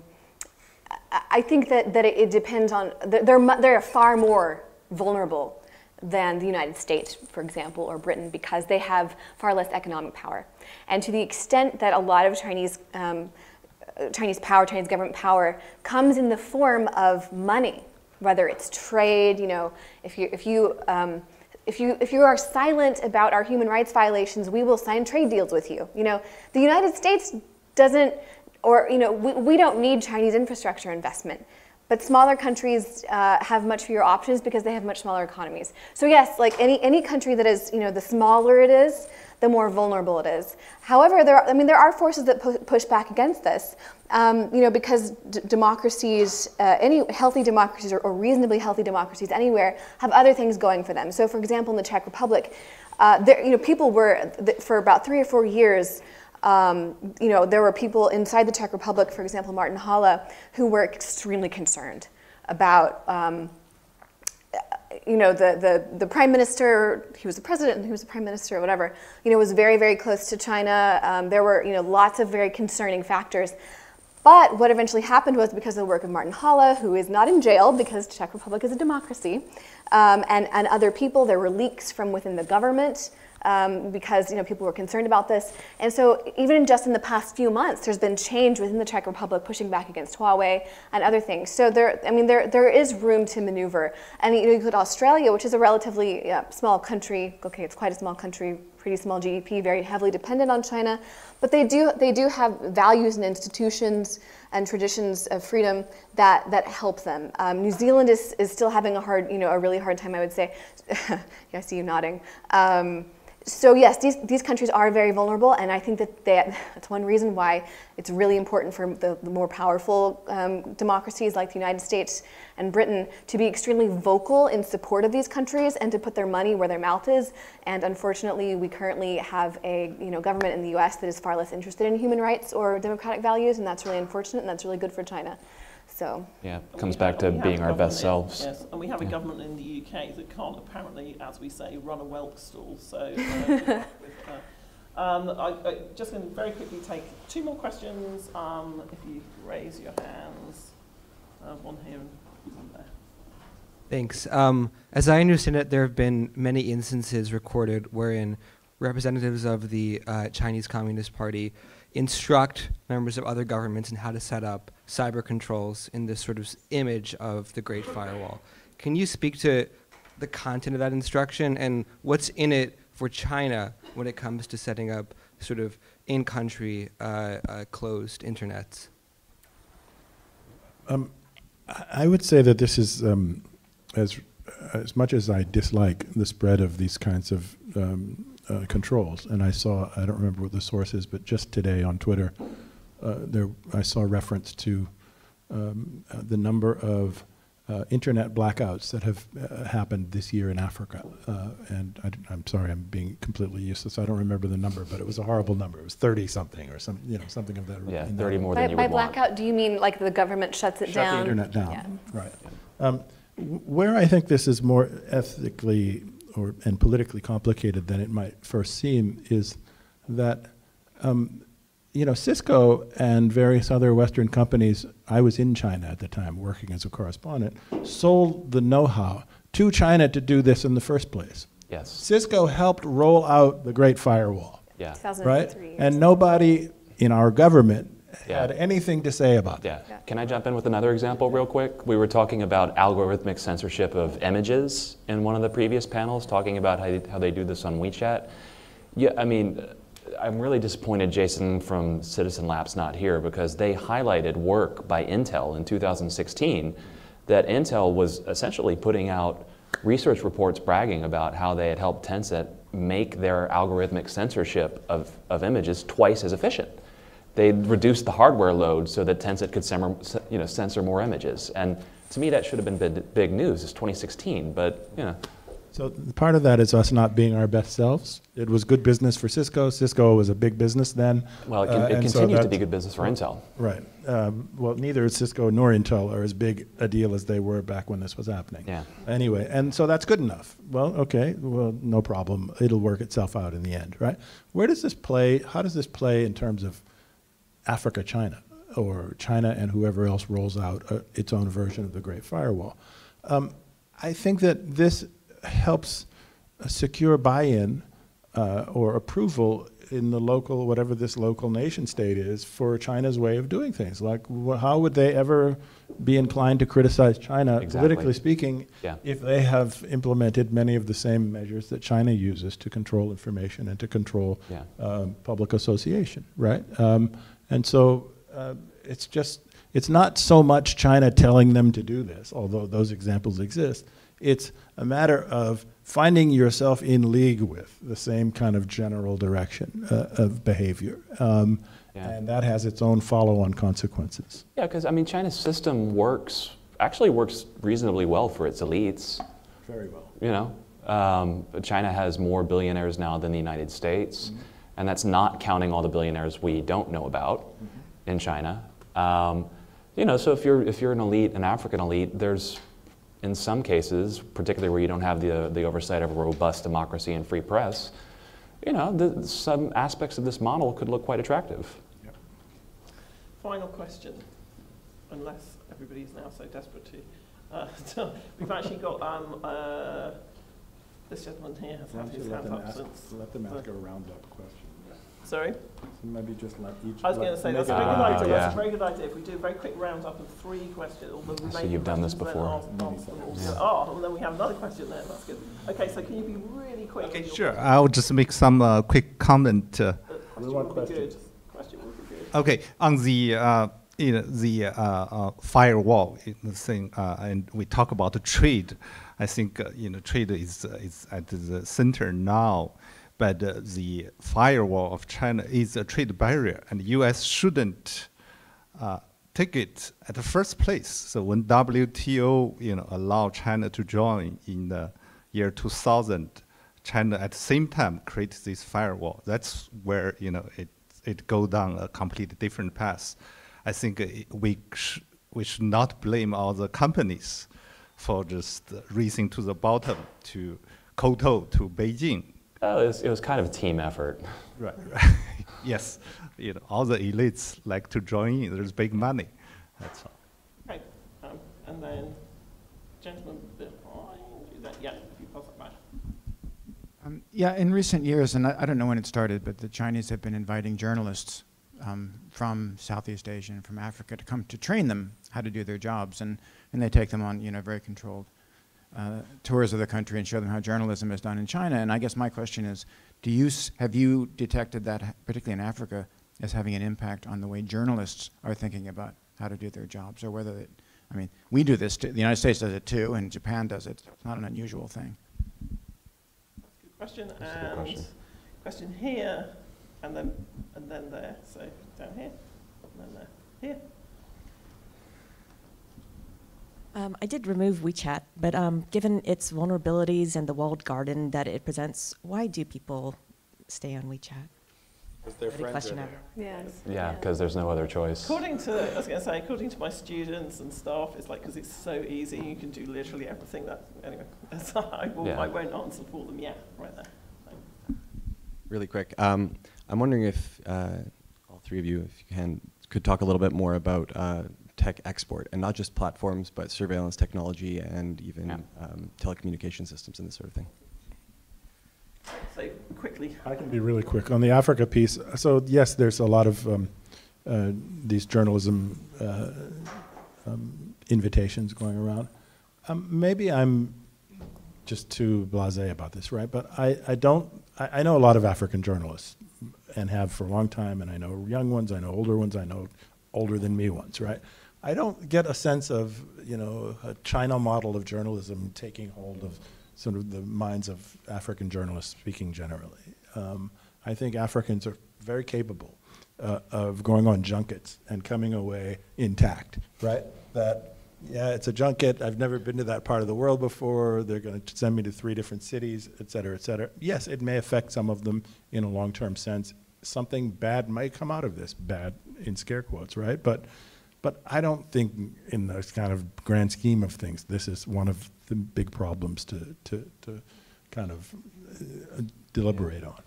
Journalists being unimpressed by junkets is a universal. It's a universal. So if I can, to use an academic word, if I can problematize that a little bit, I'm sorry, I'm being a jerk. That's all right.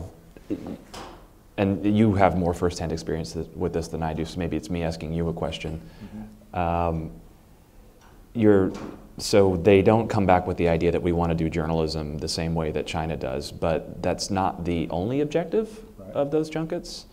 That they would go to China and they'd come back with, they're being taken to the showcase cities, they're being taken to Beijing, Shanghai, Shenzhen, Hong Kong. And they're not being taken to Xinjiang. They're not being taken to poorer areas of the country. They're not being explained the intricacies of the hukou system and how that locks out half of the population from, the benefits of modernity. So do you think the trips are more successful in that sense of instilling a certain image of what China is versus whether they want to be like China? I think there's some risk of that, but I also want to, kind of inject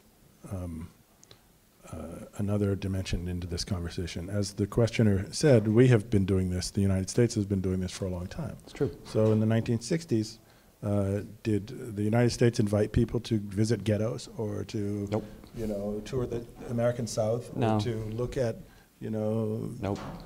black elementary schools or things like that? Of course not. No. The countries that do this are always trying to put their best. I was in Sao Tome 3 weeks ago. Yeah. So right in the middle of downtown Sao Tome, there's a gigantic Portuguese cultural center. Now, Portugal operated Sao Tome as a center of the slave trade 500 years ago, and it was one of the most horrible things, actually, literally in history, right? Do you think there's any mention of that there? No. I'm not saying this because I love what China's doing in this regard. I'm saying that we need to have some pieces of this need to be included in the bigger picture. And I do not believe, and I could be wrong, I've never seen a study of this, I don't know how you would conduct one. I do not believe this gets a lot of traction. I could be wrong. Right. But B, and this isn't because I like what you asked about, but B, I think it exists in a bigger tapestry. And I think that the young Africans or the young Latin American journalists who go, part of not being duped by junkets is being appropriately cynical. And that journalists are supposed to be good at that. So you go off to the place and it's 1960 and they're showing you Broadway plays and this and that, and you're thinking, well, actually, is everything just like that in this society? Probably not. Yeah. So is it sort of like, if we want to be able to speak with any sort of credibility or authority on these sorts of things, that just we really have to do more to own up to particularly like in some place like Africa, like we have to, as a society, like people have to know the things that we've done to be able to communicate effectively with these societies about these concerns. Sure, and that's part of being credible. Yeah. So the fact that the Chinese are just showing you the showcase cities, I think your average African journalist knows that all of China, without any background, no, could it all be like this? Yeah. So just to tackle those other two questions very quickly, one on the export, one on the export piece, also on the why do people stay on WeChat, which would be an interesting one, Bethany, to hear from you on, which is, you know, why would you be on WeChat if you were in the Chinese diaspora? Sure. So I'll start with the issue of you know, anything having to do with trade or export or finance or business. It's come up several times, and I really want to hammer this point home that I don't know, U.S. politics for like the past 60 years or 50 years has been like one of our huge assumptions is that capitalism is democratic. It is fundamentally democratic. If you become capitalist, you're more likely to be democratic. There are values associated with capitalism. This is the fundament, you know, this is sort of the founding idea, not founding, but the fundamental idea of the Republican Party, of neoliberalism, et cetera. And I think what China has proven, and the Chinese Communist Party has proven, is that that is not true. You know, businesses, and this is my, you know, belief and understanding now, is, you know, their bottom line is not values, it is money. That's why they're businesses. And unless they are incentivized to promote democratic values, which in the United States they very often are, but certainly not always, unless they are incentivized to do that, they won't. Why would they? You know, people found businesses to make money. People found nonprofits to promote values. And so what we see in the United States and many other places is that when you make more money in China than you do other places, you're gonna do what they tell you to do. You're gonna do what the Chinese Communist Party tells you to do, unless you're being constrained by other things. And Dragonfly, Google's, you know, hopefully failed Chinese censored search engine, is a good example of that. That they just want to make money. And you know, when you have the CEO of Google being like, we really think that Chinese people deserve a better search engine. No, you just want to make billions and billions of dollars, and it's fine with you if you literally hire people who delete, you know, entries that are like, why are there millions of Muslims in concentration camps in China? You know, they don't care, but they are being constrained by these democratic values in our society. I am of the. They're also being constrained by their own employees, right? Yes. Who are acting in a democratic society, because those employees have not just been hauled off to prison with no trial. Right, because there's news outlets they can leak to. Right. Right. And so, in my opinion, we're entering kind of this weird era. Maybe not weird, but weird for people who've only been alive, you know, for the past 80 years and haven't experienced the rest of human history, which I also have not. I don't mean read about it. Read about it. You know, I think that there needs to be more regulation. Hi, I'm not a Republican. I think there needs to be more, you know, more regulation, more pro-democratic regulation of businesses, because unless they are incentivized to not do terrible things, they will. And I think that globally, you know, Silicon Valley and you know, many other US-based companies share a lot of blame for what we put on the Chinese government or on the Chinese Communist Party. We did that, you know, we're like, well, you know, big companies can do no wrong. Yes, they can.